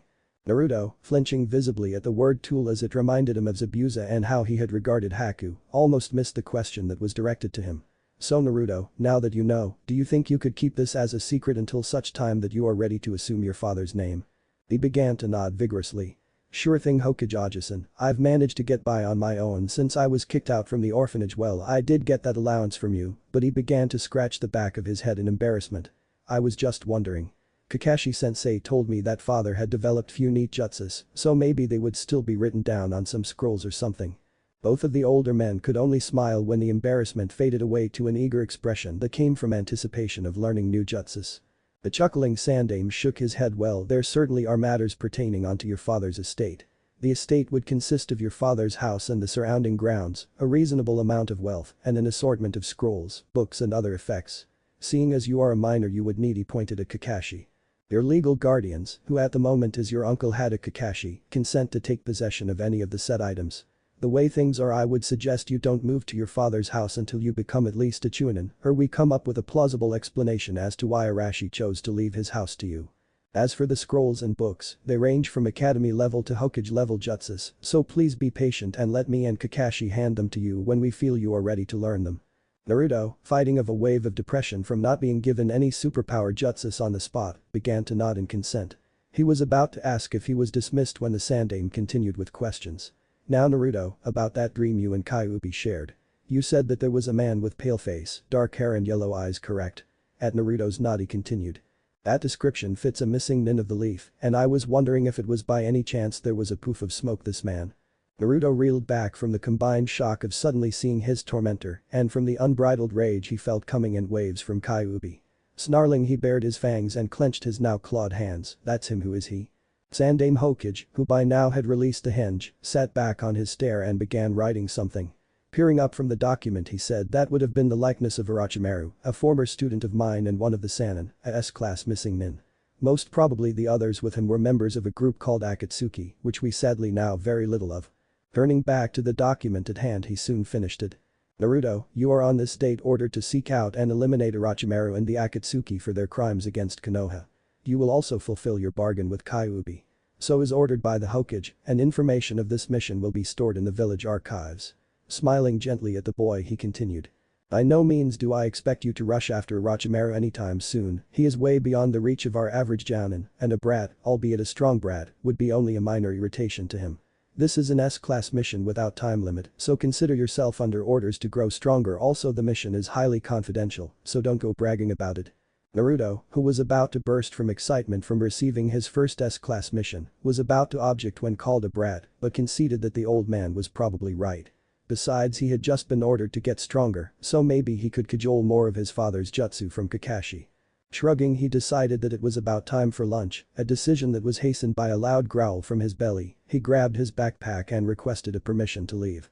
After a dismissive wave of hand and a suggestion that should he hurry he might find his former teacher before he began his lunch break. Eager to get some free ramen out from Iruka, he hastily departed, leaving the two adults behind. When the boy had vanished in a speed bordering supernatural, Kakashi chuckled. Seriously, that kid, he just learned that he's got a nice inheritance, and still he's eager for free ramen. His good mood diminished considerably as he noticed the Sandame's troubled expression. Raising an eyebrow at the old man, he asked, "So there's more trouble in the paradise?" Rubbing his eyebrows, the old man sighed. "Some things were brought to my attention and made me feel my age." Yumino Iruka noted a discrepancy in Naruto's academy records. During his first year he was actually one of the better students, yet he had a punitive record that outstripped the rest of the class put together. He was punished repeatedly for failing tests, not knowing things and the like. The interesting thing was that his grades fell from top 3 to the dead last position, yet his punitive record remained only it went from failing things to disciplinary punishments. He sighed again. It would seem that some teachers deliberately picked on him, asking questions that no first-year student should know and punishing him hard for any shortcomings. As it was, Iruka began to wonder exactly how badly Naruto was being treated by the villagers and suggested an experiment. Iruka and Konohamaru's tutor Abisu spent the next day under henge posing as Naruto. They reported that they were driven out from most shops and from the shinobi library of all places. The old man stared at his desk. Sometimes it was really hard to believe that the village was worth fighting for. I launched a subsequent investigation into Naruto's life after this and found out some disturbing things. For one, the boy has only been receiving his base genin pay, no mission bonuses or anything, something that has now been dealt with harshly. Naturally, the accountants responsible only said something about an unfortunate oversight, but changed their minds, confessed and began fervent repenting after spending some quality time with Marino Ibiki. Tapping his lip thoughtfully, he continued. Actually, this bloodline limit might be a blessing in disguise, especially with the evidence, true or not, that would indicate Orochimaru's involvement in the whole Kyuubi attack. Seeing as I led an order to select few jounins who consider Naruto as a hero for keeping Kyuubi safely sealed away, ask questions along the lines of what if Naruto is driven to despair by his maltreatment and decides to unleash Kyuubi. The old man took a moment to fill his pipe before continuing. There was a noticeable shift in attitudes in only a few days' time, probably mainly due to the fact that those who have feared and hated him now fear the possible repercussions of their own actions more. And then those who have been neutral towards him or have not stood up on his behalf from the fear of being labeled as demon lovers are now considering that it might be prudent to show some friendliness towards the boy. Kakashi felt somewhat angered again by the sheer stupidity of the villagers until he too realized that he had not taken any particular interest in his life, aside from trying to get him eat more fruit and the like. Sighing, he vowed to himself that he would make it up for his nephew. Well, if he's not been allowed in the shinobi library, I suppose suggesting that he study the basic jutsus that the library offers for genins would be a good way to begin his training. Expecting an agreement and subsequent dismissal, he was mildly surprised when the Hokage rose up and began to move towards the far wall. Kakashi, your orders to focus on the Uchiha survivors stand as they were. I understand that you would want to personally oversee the training of your nephew, but you are the only one who can instruct Sasuke in the use of his Sharingan.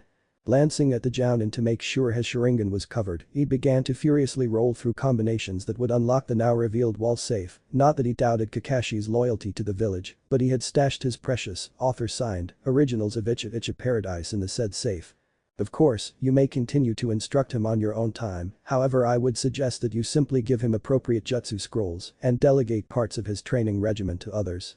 I understand that Mido Guy has himself a hardworking pupil who is in need of an enthusiastic sparring partner. Slamming the safe shut after retrieving 3 scrolls and a set of keys, he tossed them to the now visibly shivering Kakashi. Oh, Guy isn't all that bad, you know, and what I gathered from your info about Naruto's Shinkigan ability, hardcore Taijutsu training, would be just the thing for him. And if you are wondering why and what I just gave you, There are scrolls for the Hiraishin and Shuriken Kage Bunshin. I don't expect Naruto to actually master the Hiraishin anytime soon, but he should start learning it. As for the special shuriken and kunai Arashi used to get the Hiraishin to work, that third scroll contains the information to create the necessary seal on shuriken and kunai. The keys fit for Arashi's house, show it to Naruto sometime if you like. With a final dismissal, Kakashi vanished in a puff of smoke, leaving the Hokage in deep though. Imi no Iruka was about to dismiss his class for the duration of the lunch break when two things happened at once. The bell rang signifying end to the lesson, and the door to his classroom burst open, revealing a slightly panting, happily grinning Naruto. Iruka immediately began to do a mental estimate on how much of his money would soon line the pockets of Ichiraku Ramen's owner. He was brought out from his lamentations by a chorus of ooh and ah squeals that his female students, who had taken note of Akai-chan, were letting out with great intensity and volume. Befuddled, he did a double take on Naruto, who, ecstatic about the attention, was in a proud tone explaining about Akai-chan and nin animals in general. Suddenly the loss of hard-earned money didn't feel so bad, there had to be a juicy story behind this all, and he just had to hear it come hell or high ramen bill. Naruto was more than happy to accompany the now curious Iruka to Ichiraku's. It had taken some time to evade the horde of young Kunoichi potentials who were intent on petting Akai and to pry off Konohamaru, who had attached himself to Naruto's leg, demanding to know where his Oyabun and eternal rival had acquired such a fearsome assault animal. 21 bowls of ramen, 3 for Iruka and 18 for Naruto and Akai. Later Iruka was looking forlornly at his deflated wallet. The money had gone for a good purpose though, as his former student was now contently sitting back and lazily petting his new companion. The story had been equally good. Iruka could hardly believe all the stuff Naruto had told. The said boy suddenly became thoughtful as he remembered something that had been nagging him the past few weeks. In a sufficiently loud voice and innocent tone he asked. "Ah no, Iruka-sensei, I've been wondering, what does masturbation mean?" Had he been eating at the time, Iruka would surely have choked on his ramen. As it was, he only suffered from a combination of massive face fault and excessive sweat dropping. The old man Ichiraku, who despite the new look had quickly welcomed his best customer, chuckled slightly while the waitress gasped and then blushed bright red. Grabbing Naruto by the collar, the now very embarrassed Iruka dragged him outside and to a side alley. Waving a finger in front of the amazed Naruto, he began to lecture about proper behavior in public. Naruto just blinked. Had he said something wrong? All he did was ask a simple question. Voicing this though stopped Iruka, who peered at him incredulously. "You really mean you don't know what that thing is?" After indicating negative, Naruto was again dragged away by Iruka, this time by hand, to a nearby bookstore. Steering Naruto towards a particular shelf, Iruka began to browse through the titles. He found what he was looking for and went to find the cashier to pay for his purchase, leaving Naruto to browse the shelf. There were many titles that he dismissed as outright weird or otherwise useless, but few caught his attention. Deciding to visit the store at a later date, he grabbed the one titled as Shinobi Field Operations for Dummies and headed for the counter. Iruka, having waited for Naruto to pay for his purchase, handed him a book labeled Sex Ed. For Dummies. Clearing his throat, he began. "Naruto, you obviously are in the age where you need to know about things. I would love to sit down and talk things through with you, but my afternoon classes are starting soon and I can't skip them. This book should cover pretty much what I would say, so read it and I'll be ready to answer any questions you might have later," he added a mental hopefully. Naruto was now blushing. He might not know what that masturbation thingy was, but he certainly knew the word sex. And judging by the reaction his question at the Ichiraku's caused, it most likely had to do something with sex. "You gross, I hope that Kyuubi talking about things like that doesn't mean that she's a pervert." Thoughts such as that didn't sit well with Kyuubi, who began loudly object at the near blasphemous thought. Smirking at Iruka and in his mind to Kyuubi, Naruto nodded and waved his goodbyes before heading home. At home he found Kakashi, who had invited himself in through the window, sitting on his kitchen counter. After returning the shin guards he had been using for the past weeks and receiving a pair of badly worn leather bracers and 2 scrolls, he was ordered to show up at the bridge leading to training area 12-4:30 the next morning. But also, "Naruto, you should start studying the jutsus available for genins in the shinobi library." The lazy Jounin vanished, leaving Naruto to wonder what the hell he was supposed to do at the bridge. He had things to do however, so he promptly tossed his backpack to the corner, grabbed the bracers and let Akai out of the house. He had noted, just as Kakashi had, that he needed new clothes. Deciding to take the more than subtly given advice and forego his usual orange jumpsuit, he began to head at the only ninja equipment store in town that didn't treat him like trash. The store was run by an elderly couple who had, on the occasion he had been in need of gear, been quite polite, even friendly towards the boy. He had noticed for one that they sold him items for the actual price, instead the usual inflated price he was forced to pay in many stores. What best suited him at the moment was the fact that in addition to weapons, scrolls and assorted pieces of shinobi gear, the store packed a selection of clothing designed specifically to meet the demands of ninjas. He let himself be carried away by the mystery of the 2 new scrolls he'd gotten. The eager fox boy was so out of it that he didn't notice he was being tailed. A good 50 yards away was a shape moving from shadow to shadow, rooftop to rooftop. Nor did he realize that he was about to collide with someone until it was too late. After hitting dead on with someone, he landed square on his butt and began to struggle to get up and apologize at the same time. Any apologies were effectively cut out by a loud kawaii that made him positive that he had run into a girl and that the said girl had noticed Akai. Quite frankly, he was amazed at what he called the Akai-chan syndrome and its effect to females in particular. Taking a good look at the person he had run in, he recognized her as one of the girls in his class. "I know her. She's one of Sakura's rivals in Sasuke fan club, ah yes, the Ino pig." After helping the downed Yamanaka girl on her feet and making few moments of polite small talk, mostly about Sasuke-kun, and mostly because Ino didn't want to let go of the cute fox, Naruto tried again to retrieve Akai-chan and get away from the girl who was in the process of thoroughly petting the said animal. Ino had other plans though. Running into Naruto was a stroke of luck, seeing as how she could pump him for info regarding Sasuke-kun. Finding out also, like any other female of the human species, she was powerless to resist the idea of shopping, even shopping for someone else. She grabbed Naruto by the arm and dragged him towards the store, blissfully unaware of the mysterious person hiding on the rooftop, glaring kunes at her back. Almost 2 hours later, a thoroughly exhausted Naruto, burdened by several bags, exited the shop. Ino had been almost as scary as Sakura-chan when she'd been selecting clothing for him. Seriously, the girl was tired, though Naruto had to admit that his new wardrobe wasn't all that bad. His old blue sandals had been replaced by black ones, and he now wore black pants and ankle wrappings, similar to those used by Anbu. The fishnet shirt with elbow-length sleeves was something that, according to Ino, showed off his well-toned arms. He had been dubious about that but had relented in the fear that opposing Ino too much could be as hazardous to his health as riling up Sakura.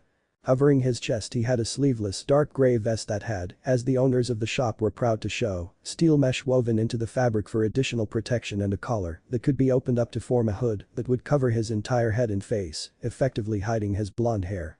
On his arms he wore dark brown, almost black bracers that now held the seal-engraved training plates within them. More curious was the contraption the store owner had made for Akai-chan. It was designed after the baby carrier, which, while useful, was still too bulky and colorful to be used on missions.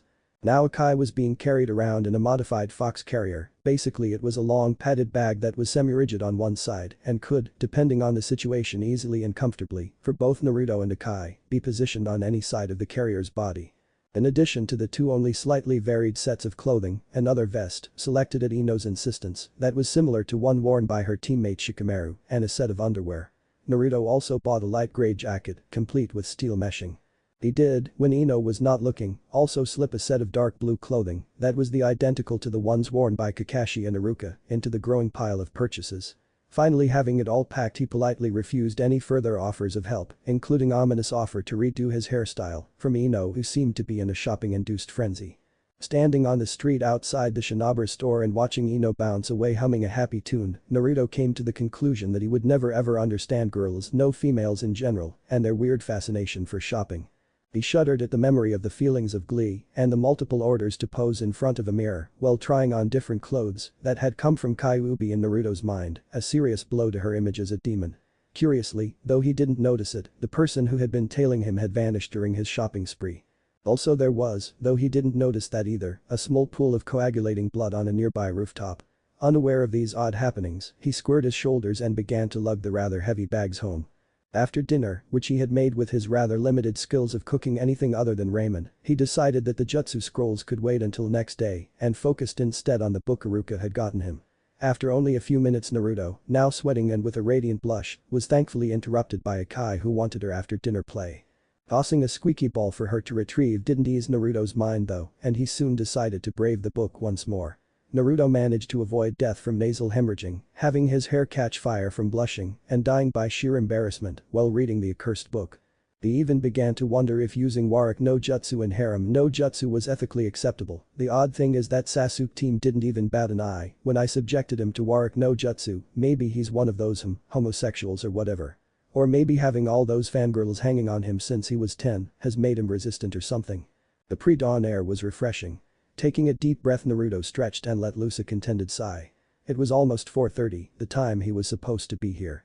Looking about he couldn't see, smell or hear anyone in the vicinity. There were faint sounds coming from, what he surmised was, training ground 12. Why anyone would be training at this ungodly. Much to his amazement Kakashi arrived only few minutes after the set time. Foregoing the usual explanations for his tardiness, seeing as he had arrived miraculously on time, Kakashi began to lead his. Just before they got there Kakashi stopped Naruto and looked at him sternly. "Naruto, what I'm about to say is very important, so listen carefully." He waved his hand in the general direction of the now quite audible noise of flesh hitting something hard.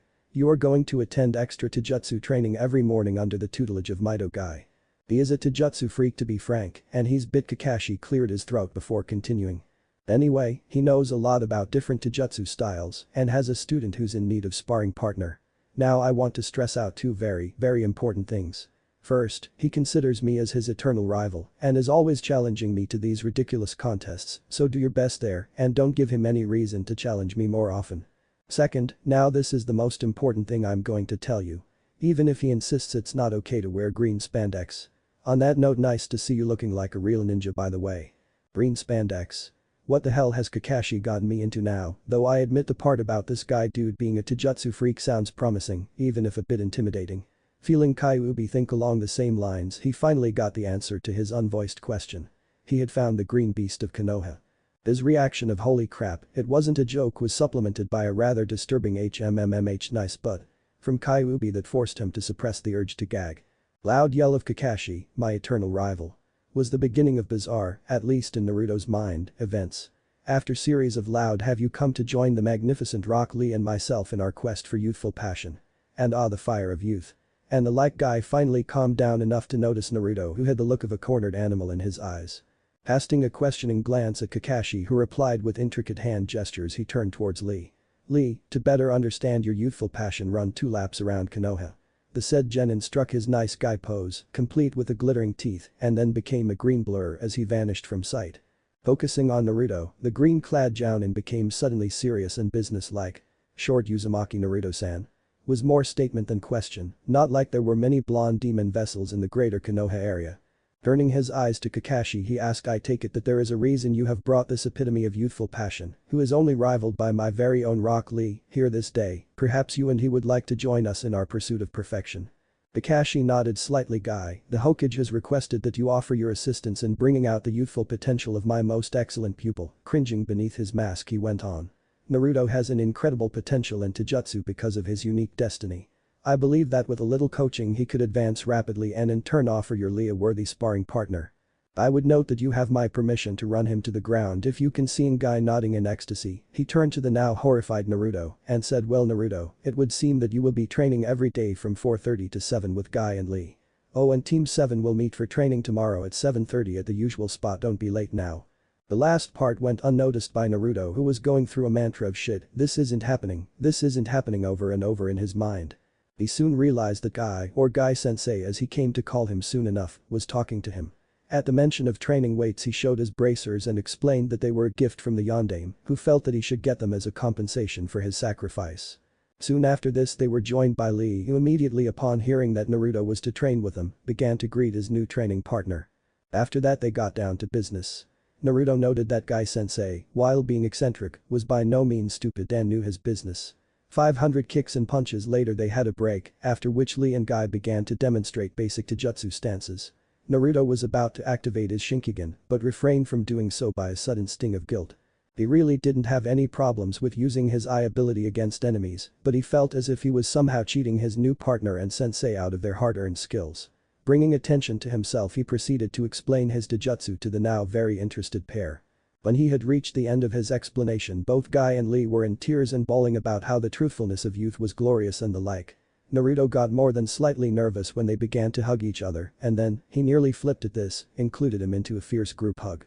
After they had calmed, both of them vehemently insisted that he keep his eye ability activated as it would still require flames of passion and hard work to gain any advantage. And then they trained. Naruto's schedule remained pretty much constant after that. His rigorous sparring sessions with Guy and Lee in the morning were followed by a quick shower and hasty sprint to Team 7's meeting place. After which they would either practice for several hours or do a mission or possibly both.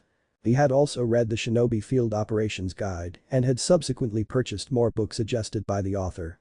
He also spent time trying to understand Hiraishin no jutsu, but made little progress. He did discern that some special seals or marking were imperative to the process. When asked about this, Kakashi produced a set of shuriken and kunai engraved with the necessary seal and gave what precious few bits of advice he had regarding the jutsu. He made more progress with the shuriken cage bunshin that was really nothing more than an extension to his favorite jutsu. He was at the point where he could impress even Kakashi with the sheer number of shuriken clones he could create. Naruto also spent some of his time studying some basic genin level jutsus. He really didn't bother learning them, but rather tried to focus on knowing and identifying them. Another positive development was his fast-building friendship with Lee, who despite patterning himself after Mido Guy, was an overall nice guy. They had lot in common actually, both were considered dropouts and were dead set on proving their nindo. They both worked hard and in an interesting note, had similar experiences of being teamed with the Rookie of the Year of their respective groups. They also compared their training weights, Naruto trying to walk around wearing the insane leg weights that Lee used without any discomfort and Lee testing out Naruto's bracers. He was impressed with them and promptly asked if Naruto knew where to get more such magnificent items. Naruto promised to look into the matter but couldn't guarantee that he would be able to procure another pair for Lee.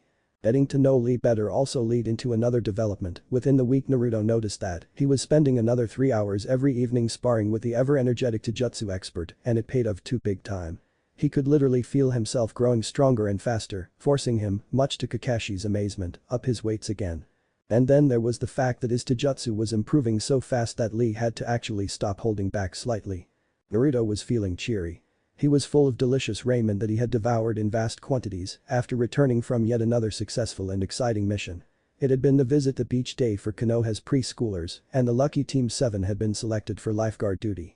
It had been moderately fun to watch Sasuke brag about his swimming skills and then leave him to pick his jaw from the ground when Naruto had swiftly run across the water's surface to rescue the one and only potential victim of the day.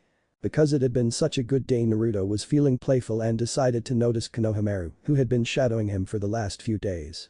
Not that Naruto really minded playing with Konohamaru and the trio of terror, but things had really been busy.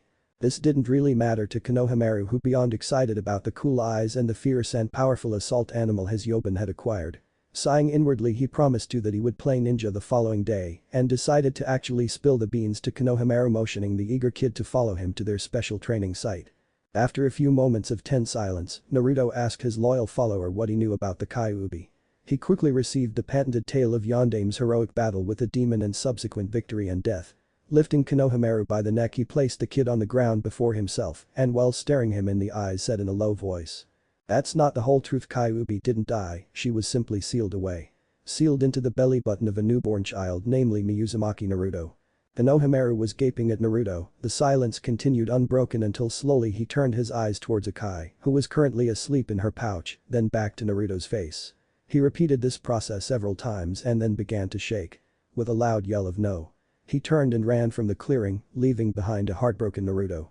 Maybe it's true, maybe I'll never be accepted. What Naruto didn't know was that the person who had been stalking him on several different occasions had also cried out in denial for the confession before wheeling around and running. He didn't know because the said person had been a good 100 yards away from Naruto and Konohamaru and because Naruto was so immersed in his own misery that he didn't notice another person approaching until he heard a warning yap from Akai. Instincts kicking in he rolled forward and turned around in mid-roll, ending in a loose ready position, ready to attack, defend or retreat as required. He relaxed when he noticed that the only person on the clearing was Abisu, the closet pervert and Konohamaru's tutor.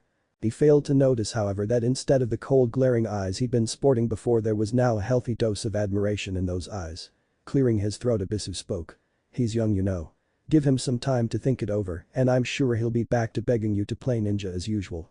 But Naruto only shook his head sadly. The elite Jounin walked forward and ruffled the blonde's hair.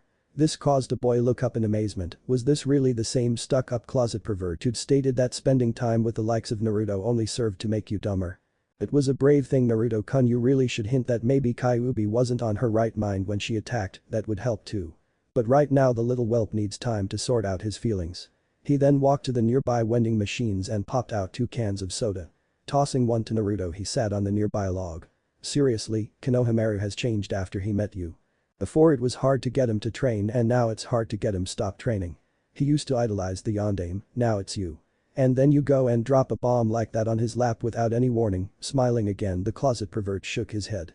I'll talk to him tonight, or Hokage-sama will, and by tomorrow he'll be pestering you about your assault animal." Finishing his soda he turned to leave. "So don't worry Naruto-kun, you will prove that you are not the monster fox, and people will change and believe you. I know I did." With that he vanished, presumably to track down his wayward student. The Kai-chan decided that her narrow Oni-chan needed some comforting and began softly nuzzle her head against Naruto's cheek. The act had the desired effect as it brought out a bitter laugh followed by a slight smile. "I'm really pathetic, aren't I, Nichan? Me, the one person who should know better than to hold prejudice against others, expecting a small kid to instantly process something that would probably cause brain overload on most adults. I owe him at least the benefit of a doubt, right?" He was only responded by a more resolute headbutting, which meant that playtime was about to begin. He was happily surprised when, come next day, he was again being shadowed by a suspicious-looking, square rock that moved on its own. Whispering few choice instructions to Akai, he let the small kitsune ambush the rock in question. After being surprised by a sudden pounce of the fierce Akai, the infamous Konohamaru Corps made their appearance, namely they crawled out from underneath the box. Their loud demands about playing ninja made Sakura wonder exactly how and why would a ninja go about playing ninja. She was in a bad mood anyway. Sasuke had turned down yet another offer for a date, and what was worse said that he considered Naruto to be more capable a ninja than her. She didn't even realize that she was staring at Naruto while thinking I'm below him. The whole time. This caused Konohamaru, who was at the time whispering his apologies to Naruto, draw several wrong conclusions. Tapping Naruto on the hand he whispered, "Not bad bro, she's your this," and whipped out a pinky. The chain of events that followed was only natural when dealing with something as volatile as Sakura's temper. Naruto, noticing the danger signs, denied that he was associated with Sakura in any romantic way, which caused Konohamaru to again whisper, I knew you could do better than some flat-chested forehead girl." Slowly, as if moving away from a snake that was ready to strike, Naruto began backing away from a very scary-looking Sakura and then bolted along with the whole Konohamaru Corps. Naruto knew by instinct that no excuse would save him from a severe beating, even if he was innocent. Sakura would only say something along the lines that he'd influenced the brats or whatever. And they ran, until Konohamaru bumped into someone, a boy wearing makeup and a sand-hit I-8, who quickly grabbed the startled kid by his long scarf and pulled him into air.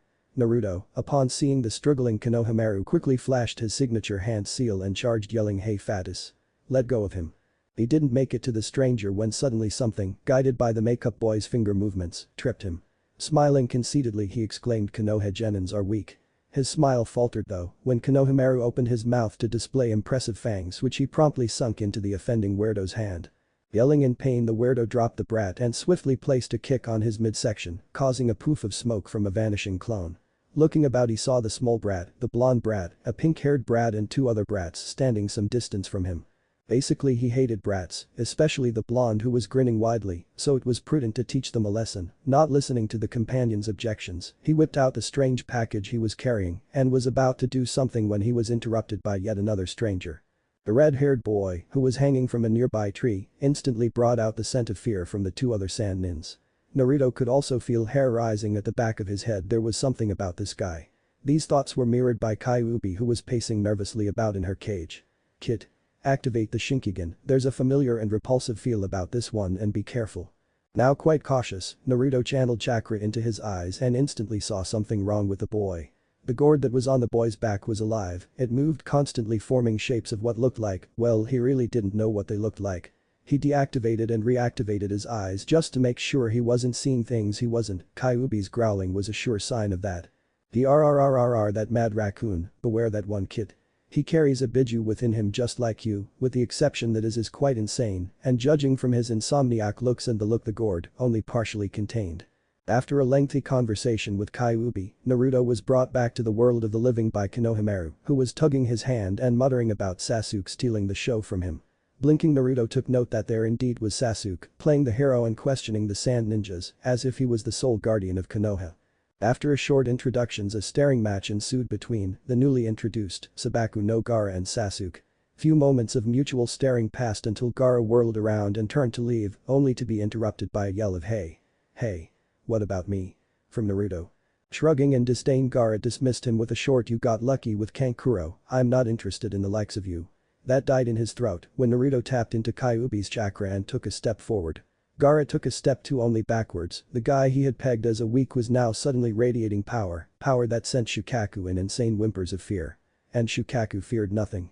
Temari and Kankuro also reeled back from the blonde, having spent time with Gaara, they instantly recognized the feel of demonic chakra. Both lived in constant fear of Gaara snapping and feeding them to his sand, and now Gaara had the same look of fear in his eyes. Kankuro gulped and began to make up plausible excuses to skip the exam. The prospect of facing someone who could instill fear in his little brother, someone he had just insulted, in combat didn't sound too good. Sasuke simply dismissed Naruto as a show-off, using some weird jinjutsu or something to create that odd distortion behind him PFFT, wasting his time trying to look good or whatever. He should practice more or he'll be a liability in this Chunin exam, that is if he's even allowed to participate. At that he turned around without saying anything and began to stalk away from the others. Sakura and Konohamaru Core simply stared in bewilderment at the odd behavior of Tsunanins. Though Konohamaru had an inkling as to what Naruto had just pulled on them, he still couldn't bring himself to understand why the Sand Trio would react as they had. Oh well, time to do something about it. You show them, boss. We're counting on you. Naruto, thinking that he had Gaara's attention, stopped using Kyuubi's chakra and walked past the other jinchuriki saying, "We need to talk in private." Not stopping to see if Gaara was following, he began walking towards Team 7's training grounds. He smiled inwardly as he heard Gaara say, "You two tell Baki that I'll be late." And then the sound of footsteps following him. It didn't take much talking, really. The mention of words like precision and partially contained did the trick, and soon enough Naruto was staring at very small seal positioned on the left side of Gaara's chest. This brat is lucky that Shukaku is completely insane, that's a 3-point seal that could barely hold a lesser demon. I guess that it's hard for the damnable raccoon to concentrate on anything for any given length of time. Should a more complex seal be placed over the existing, and quite shoddy I'd say, seal, it should effectively contain the bastard raccoon. Gaara readily, after assurances that he would most likely retain the use of his sand, agreed.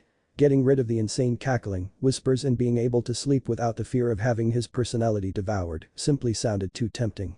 Also Shukaku was ranting and whimpering in fear about escaping the horrible beast and so on. To Gaara it was a payback of sorts to let the bastard suffer. The following day at midnight Gaara, Naruto, Kakashi and the Hokage met at same training ground. After few questions from the old man and Kakashi, they proceeded with the sealing. The process consisted of Gaara removing his shirt, Kakashi painting several seals and circles, which Kyuubi using Naruto as a proxy checked, and the actual sealing, performed by the Sandaime. All in all, the whole event was quite unremarkable were it not for the fact that there were two jinchuriki present. Having put on his shirt and noticing that his sand still responded to commands, he turned to everyone present. Fixing his gaze at Naruto, he offered, probably for the first time in his life, a profound thank you and then vanished in a whirl of sand. Gaara slept like a baby that night. It had taken some effort to actually fall asleep after a lifetime of forced insomnia, though incidentally Kankuro, Temari and Baki were wide awake and on high alert, ready to run far and fast should Tsunano Shukaku decide to come out and play. They didn't sleep a wink and almost suffered a nervous breakdown when Gaara, yawning contently, emerged from his bedroom and offered them a good morning of all things. Kakashi was late and Sakura was bored. Sasuke was keeping up his cold facade and only responded with single words in reply for all her queries. Something really was missing, but she couldn't quite figure out what it was. Sighing, he noticed that Naruto had positioned himself comfortably against a tree and was reading something again. Then she realized what was missing. Naruto wasn't bugging her like usual, he hadn't asked her for dates after their mission to Wave Country either. Suddenly a horrible idea formed in her mind. He's been reading those yellow and black books every day since we got back from Wave Country. Could it be that he's turning into a pervert like Kakashi-sensei? I'll beat the daylights out of him if it's a dirty book. That moron is so expressionable. But that she stormed to now alarmed looking Naruto and grabbed the book and began waving it about. Now you listen to me, Naruto, just because you aren't as good as Sasuke-kun, you still don't need to go try and gain sensei's favor by reading dirty books like him. She pointedly dismissed any objections and continued. See Naruto, you should just train more, you can't learn anything from reading books like. She took a look at the title and ended, now surprised tone. These. Why the hell are you reading basic first aid and field medicine for dummies? Naruto tried to grab the book from now utterly dumbfounded Sakura and explained. Well, you see Sakura-chan, I read this book about basic field operations and situations that you might encounter while on missions. The author suggested additional reading, and this book was among the list. I'm just expanding my horizons or whatever. Nodding dumbly, Sakura handed the book back to Naruto and turned on her heel and walked, almost mechanically, towards another tree. She sat down in deep thought. Naruto is growing up or something. He's not the same Naruto that left with us to the wave. Maybe that first real brush of death changed him more than I realized. Hanging her head at the scolding from inner Sakura. Maybe I really should stop putting him down so much. I mean, Sasuke-kun is probably right. Naruto might know Naruto is stronger than me. I know, I'll take Sasuke-kun's advice and train harder. I'll even ask Naruto for some training advice if he can become strong the surely the most beautiful and talented Kunoichi in Konoha can. She cheered up at the thought, the loud hell yeah from her inner self also helped, and subsequent dreams in which Sasuke noticed her strength and professed undying love sighing and blushing, she again wondered where on earth was Kakashi. The man in question was not far from the meeting place, he was busy though. He'd seen a girl with cyan hair and simply had to reread apart from Icha Paradive's Vol. I that depicted a girl with similar hair doing interesting things. After some time of blushing beneath his mask and giggling almost girlishly, Kakashi checked the time and decided that he was sufficiently late. He appeared a moment later at the meeting place only to be knocked over by a loud yell of "You're late." After making his patent excuses of cats, old ladies and the road of life in general, he handed his student some papers. "I've nominated you guys to the Chunin selection exam. I know this is sudden, but here are your applications. It's up to you if you decide to show up or not. If you decide to attend, turn in your registration form at room 301 in the academy by 4 p.m. tomorrow." He fixed them with a lazy stare. "Anyway, you'll need a genin leader for the test, so." His gaze turned from Sasuke, who simply said, "PSTH, naturally it should be me and you two better not hold me back." To Sakura, Sasuke-kun is the strongest and the best, and he's a leader. To Naruto, who remained quiet for some time. "If Sasuke wasn't on this team, I'd nominate Sakura for leader. She's smartest and not prone to rushing into dangerous situations, but she'd do anything Sasuke would tell her to do regardless of the consequences, and thus it'd be a liability to have her as leader. Sasuke is strong all around, but on the other hand would simply rush into things and leave his team fend for themselves. He considers us as dead weight anyway." He ignored a freezing glare from Sasuke and dodged a blow aimed for his head from Sakura. "As for me, I have keen senses that would be good for scouting and such, have been training other stuff too, but I don't know much about leadership or anything, and would probably rush into a dangerous situation too, so I guess we've lucked out." Kakashi was positively surprised at Naruto's blunt admission of his shortcomings and how he had pointed out strengths and weaknesses in his teammates. He called for a vote and not surprisingly the vote was Naruto. 1 Sasuke. 2 until he, much to Sakura's objection, decided to give his vote to Naruto. But the score now being tied, he suggested that they do a light sparring match using no weapons and only simulating offensive jutsus.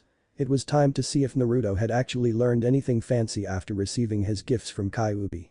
The pair faced off and Sasuke, certain of his victory, didn't even bother to activate his Sharingan. Not that the Sharingan would have helped him, but at least he would have picked up a new technique. Going through his signature move, Naruto made 4 cage bunchins appear, then flashing through another set of hand seals he exclaimed Kirigakure no Jutsu, releasing a massive amount of thick mist that quickly enveloped the area. Sasuke was momentarily taken back by the sudden appearance of the mist. "So the dope has learned a new jutsu, I guess miracles do happen." He rushed around, fist leading at the sound from behind him, only to be caught from behind by multiple hand and legs that tied him down. He tried to struggle, but to no avail, as the cage bunchins swarmed over him. And then the mist cleared. There was the Rookie of the Year, prodigy of the vaunted Uchiha clan, Uchiha Sasuke, held down by 3 grinning bunchins, while the 4th had its arm pulled back, fist ready to strike. Sakura nearly jumped out of her skin when a "Give up, Sasuke, or do I have to knock your lights out?" came from behind her. There was the real Naruto grinning widely and petting his cute fox.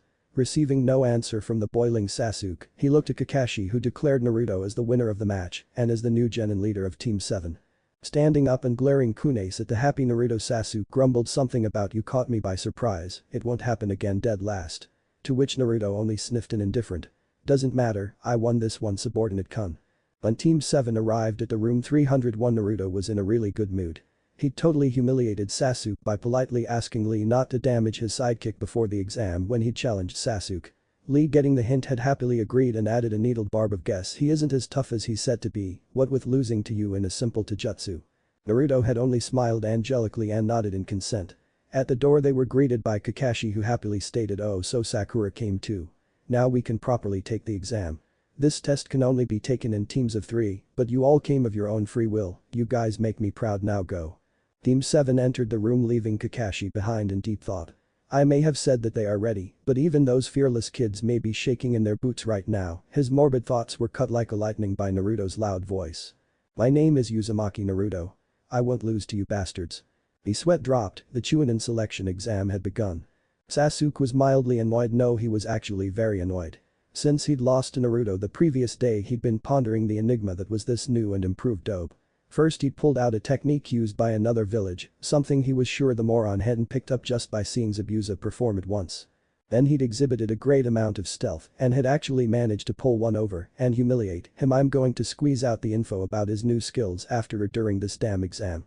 I just wish he would shut up about being the leader of my team, obviously just a fluke, but still it makes me look bad.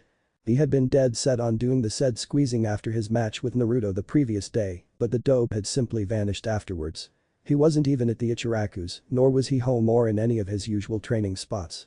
Sasuke had abandoned his search well after 9, only to miss the object of his fervent search, returning from a psyching session, which involved only slight warm-ups, with Lee and Guy Sensei.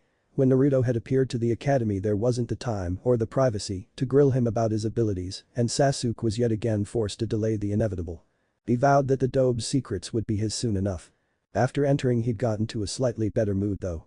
There had been a slight scuffle at the door to the fake room 301, which had been stopped by a weird green spandex wearing genin.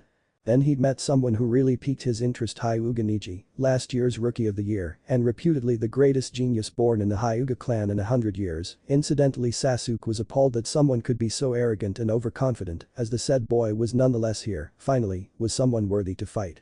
Naruto had naturally ruined the moment by giving an order of stop that pointless staring contest and let's go already. His mood, already sufficiently dark, was about to get worse when Lee appeared and challenged him to a fight that was prevented by Naruto, who politely asked Lee not to damage his sidekick.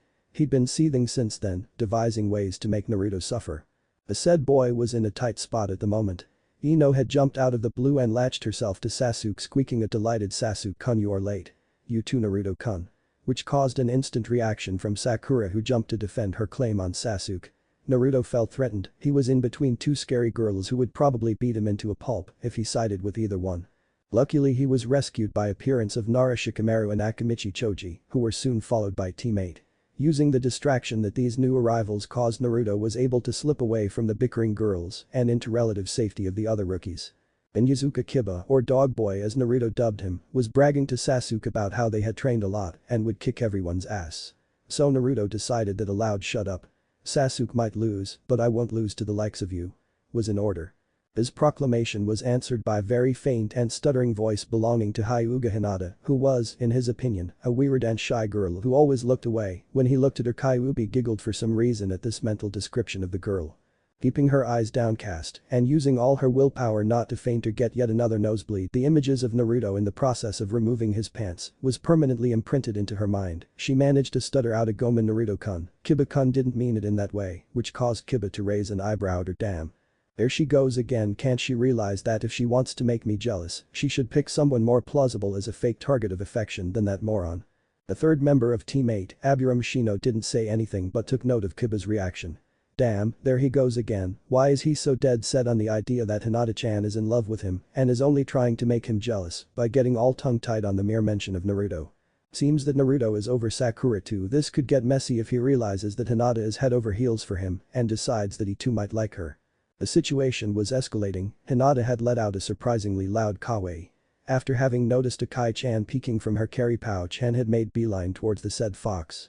Kiba, and to an extent Akamaru, who immensely enjoyed the prolonged petting sessions he got from Hinata, instantly felt surges of jealousy and rushed forward to protect their interests, causing Shino to move forward and restrain the dog boy and his dog. Hinata, on the other hand, suddenly became aware that she was only an arm's length away from the object of her affections and petting something that she had snatched from Naruto-kun. Mortified by the situation, she was barely able to hear Naruto, who was currently saying something about Akai-chan, and "I think she likes you," promptly handed the fox back to Naruto while sputtering out apologies and then quickly hid behind Shino's back. This volatile situation was defused by the arrival of a silver-haired genin who introduced himself as Kabuto and warned them against attracting too much attention. He then proceeded to explain how he was a 7th-time veteran and volunteered to give a few tips to the rookies of the bunch. He then flashed out a deck of cards and began to explain how his nin info cards worked. Soon enough, Sasuke was hooked and asked, "Do you have individual info cards? And if so, would you happen to have info on Sabaku no Gaara of the Sand, Rock Lee and Uzumaki Naruto of the Leaf?" Kabuto nodded and said, "You have their names, should be easy then." Whipping out cards on Lee and Gaara, he explained the basics on them. When he was about to turn over Naruto's card, the foxboy in question decided to cut in. "You know, Sasuke team, if you want to know about me you could just ask." Kabuto raised an eyebrow over his glasses. "You're Naruto-kun?" Seeing him nod, he quickly scanned the contents of the card and looked over at the boy again. There's some interesting stuff in this card. He nodded towards the other rookies. Is it okay for me to show it to them? Naruto pondered for a moment. There could be stuff about Kyuubi there, though he doubted that. Can I see it first? He asked and was immediately given the card. Looking it over, he handed it back to Kabuto and shrugged.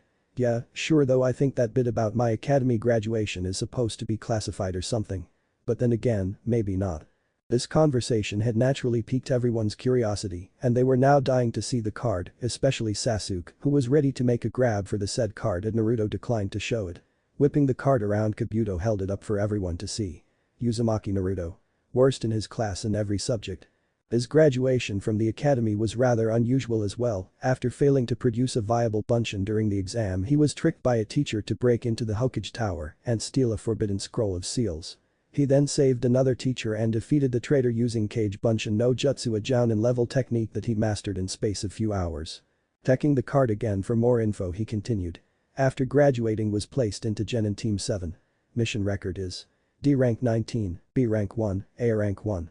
Wow, successfully completed A and B rank missions as a Genin. That's fairly unusual. He stopped for a moment. According to my info, his Taijutsu and Ninjutsu are average at best and Jinjutsu below that. He hasn't been rated for those recently though, so it's hard to say him. It also says here that he has recently activated a dormant bloodline limit which grants him enhanced senses. Not bad.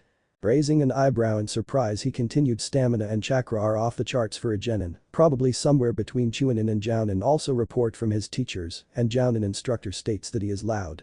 Flipping Naruto's card back into the deck, he looked back at the rookies who were more or less intimidated by the realization that they were in a serious situation and would be competing against the best the other villages would have to offer. Naruto had even begun to shake, making Kabuto think that maybe he wasn't so confident as he was reputed to be.